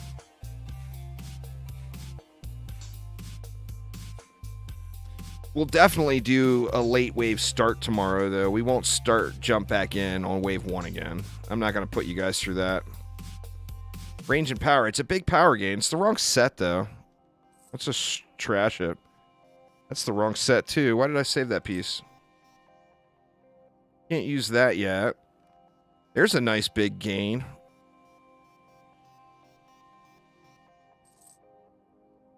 .22 power. That's a fatty gain as well.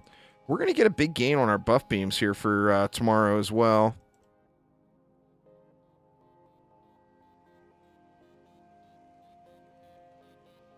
Let's trash all this. Then what? The Warden is in that Gear, there we go. 11 power plus a rate gain. It's the wrong set. Oh, man. That's the wrong set, too. I'm saving stuff on the wrong set. 18 range and 26 rate. The correct set. Yeah, we'll take that. That's nice, nice, nice stuff. That's only 1 point of rate, but we'll take it.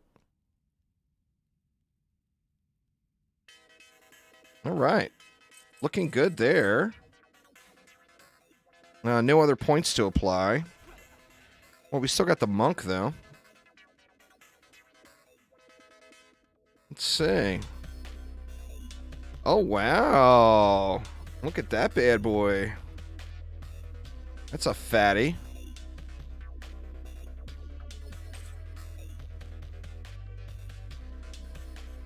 That is, too.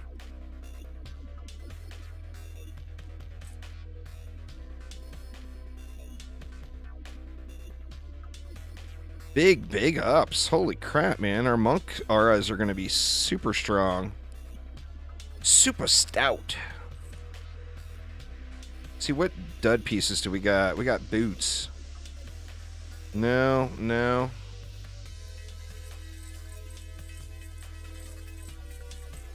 But we can go a little more into the range there. We're going to be in good shape here for tomorrow.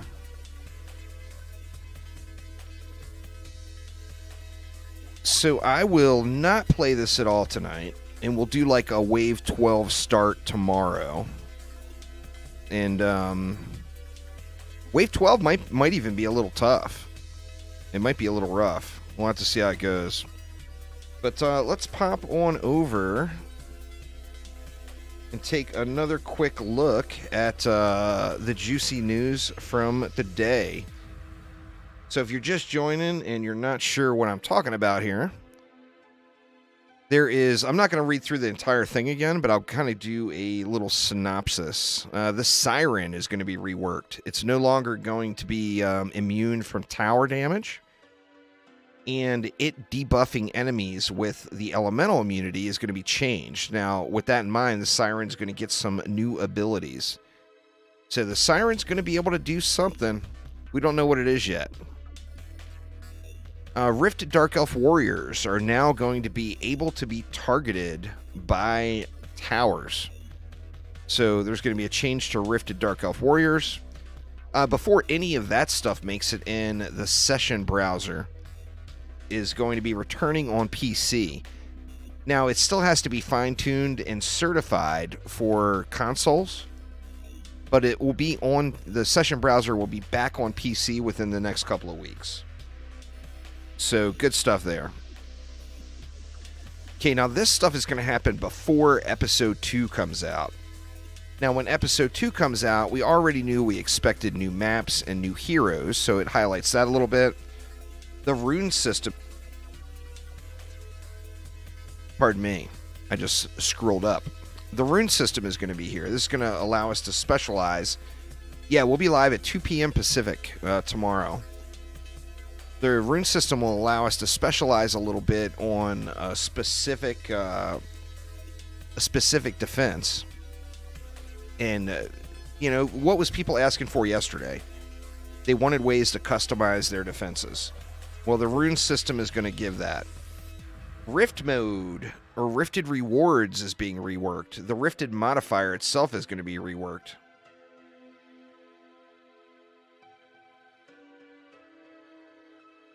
Yeah, there's some good stuff out there about Redux for sure. The Rifted system, what it is in whole, is going to be reworked. A lot of people don't like it. Now, the positive about the Rifted system that we have now is targeted loot farming, which is awesome, and it's more like Dungeon Defenders 1. The negative about the Rifted system is people just don't like it. So the Rifted system and the Rifted toggle in general, that modifier is going to get reworked. And then they're still working on trading. Trading is something that's going to be a pain point for them, I think, because the second you start trading, you start getting dupes. And, of course, they have to try to fight that so that the economy doesn't get ruined. The economy got basically destroyed in DD1 by dupes. and the players created their own currency. You know, there's a player created currency in DD1. All right, then as far as hero and tower balance, you know, obviously like harpoons and traps are mentioned specifically. Hero survivability is mentioned specifically. These are all things that people have complained about or have disliked in Dungeon Defenders Awaken.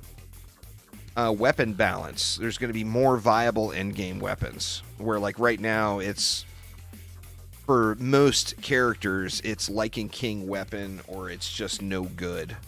That's going to get looked at. Pets are going to be getting some balance passes and some more looks. Loot changes. Overall, most of the loot is going to stay the same.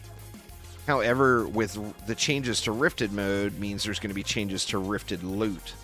And that is something that, you know, obviously people want to see. Then we got, what? Boss Rush. These are things past Episode 2 that they're working on. Boss Rush. A lot of people from DD1 know about Boss Rush. What's going on there, Chris? Boss Rush is super fun. So they're going to try to implement some version of Boss Rush down the road into DDA. Endless Survival. A true endless mode. True endless. Now this one is going to be a tough undertaking for them. We're going to have to see if this one actually ever becomes a reality. And endless mode would be glorious. Well, I mean, they don't need to increase the drop rate of that stuff. That stuff's supposed to be the super rare stuff. If you increase the drop rate of the best possible items in the game, you destroy the replay value of endgame. So that I don't think they're going to do. Because they want to have that big, shiny, extremely rare thing, just like DD1. You know, Ultimate Plus Plus stuff, or usable Ultimate Plus Plus stuff, is pretty hard to come by in DD1. It just doesn't rain it at you, you know? Customizable cores. Oh, yeah. DD1 players all know exactly what this is. If you don't know what this is, in Dungeon Defenders 1, you could unlock various achievements throughout the game, and that would unlock core skins, basically, where you could change what your core looked like. Some really cool ones. Really, really cool ones. More assault maps. Assault maps are a fun way to break the game up and do something a little bit different. And we're going to get more assault maps in right there. Exclamation news in chat, Chris. This is today's news. I'll be putting a video out on it in the morning. More challenges and loot changes. Right now in DDA, the various challenges in the games don't offer any usable loot at all. So other than doing them once and getting the achievement, there's no reason to do them again. And they're actually kind of fun. So having a reason to get in and replay some of these and adding more of them, like with the assault maps, would be quite glorious. And then some quality of life. So they didn't go into any specifics here, but more quality of life as mentioned from the community. Now, I think really the most important part of all this is they took our survey results and they've given us a response. That's like the most important part, right? They took the survey results, they gave us a response. Now, of course, that's nice to see. That's super awesome to see. But I think what they do with that response is what really matters next. Instead of protecting crystals, you can protect a pot of gold. Yeah, I mean, you change your skin for it. It's awesome. Super awesome things. I mean, you got to get that Ultimate Defender core flex going on, right? So it's just fun little additions that give ways for you to make the game your own. You know, people roll into your match and they see the, you know, Ultimate Defender crystal or whatever unlocked. That's just good stuff. That's just good stuff, right? So exciting to see this stuff come to the game and to hear more news and to get more opportunities to give feedback. You're beating a dead horse there, Forever Master. I know you want to promote the Redux, but this is a DDA. We're all about DDA here today. So I'm just not going to get into any of that DD1 stuff. That would be huge. In fact, after playing Going Rogue for the last 2 days, I found myself dashing all morning long and no dash going off. I've been hitting the shift button all morning. Now, towards the end of the day, I got used to it not being there. I don't know if they'll put that in, to be honest, because in fact, it's great. The mobility that it adds to the game is wonderful. But I don't know if they think that will make the heroes too strong. Being able to instantly get from point A to point B is kind of awesome, you know? Kind of awesome. But, yeah, some good announcements. Like I said, I'm going to be putting out a video, or I'm going to get it recorded tonight, but it won't be edited, uploaded, and published till tomorrow morning. So I'm going to have a super late night tonight. But going over it, giving all my specific opinions, giving as much information as I can imagine about it. And that will be published tomorrow morning. Take it easy there, Forever Master. Enjoy your evening. So what do you guys think? What are you excited about? What are you not excited about? What do you want to see in addition? Can't wait for PS4 launch? Hell yeah. It's getting closer. What's today? Today is what? The 6th. So we got 18 more days. So 2 weeks and 4 days.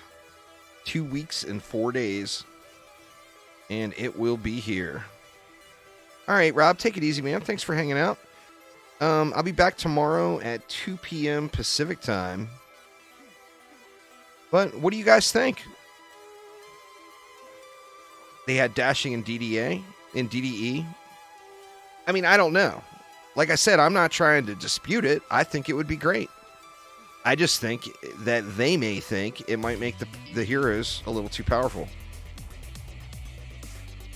You booked some days off in anticipation. Nice. There, Russian Rocket. Very, very nice. I'm looking forward to it. I mean, I'm not going to lie here. This, what I'm doing here, this, like today and tomorrow and everything in DDA is kind of practice for the PlayStation launch. I'm going to be playing on PlayStation for sure. All right, Dark, take it easy. Thank you so much for hanging out.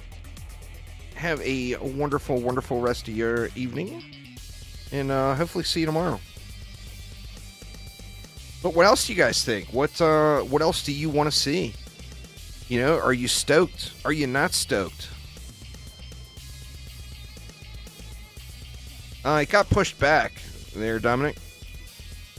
Sony changed some of the certification requirements after already approving the launch date. So it got bumped back to the 24th.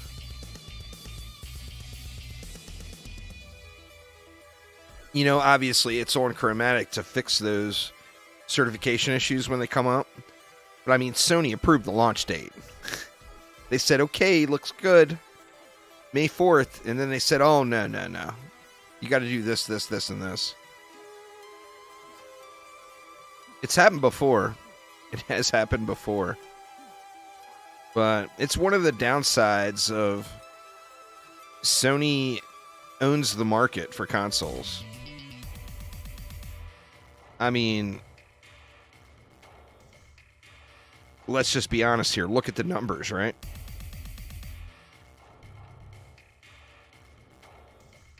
If you look at the percentage of PlayStation owners, the bots are stoked. If you look at the percentage of PlayStation owners, the percentage of Xbox owners, and the percentage of Switch owners. Now, I don't know current numbers, but the last time I looked at it, PlayStation made up a large number of overall console owners. And surprisingly, Nintendo actually passed Xbox. Now, this was the last time I looked at it, which admittedly has been a while. So yeah, then there's more Nintendo Switches out there than there are Xbox Ones, Series X's, and Series S's. That to me was mind-boggling. But Sony owns it, and since they do own it, they also do what they want. It's their market. They know it. They're going to do whatever they want, and nobody's going to say anything about it. You're going to just like it. I mean, what more could you say? Just how it is. But all right, if there is nothing else, y'all, I am going to go ahead and call it a night. Like I said, I am going to be putting that video out tomorrow morning, so I've still got to record it and edit it and all that good stuff. So looking forward to that. But I'll be back live with some more DDA tomorrow at 2 p.m. Pacific time. So same time as today. We'll continue on in this playthrough where we left off here today.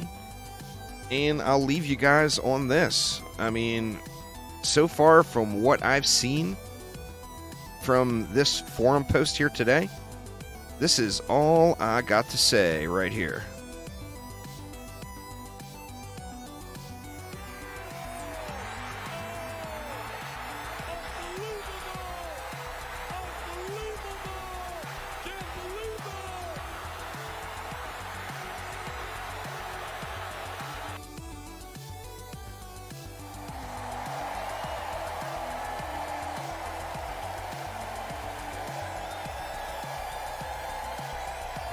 All right, y'all. Take it easy.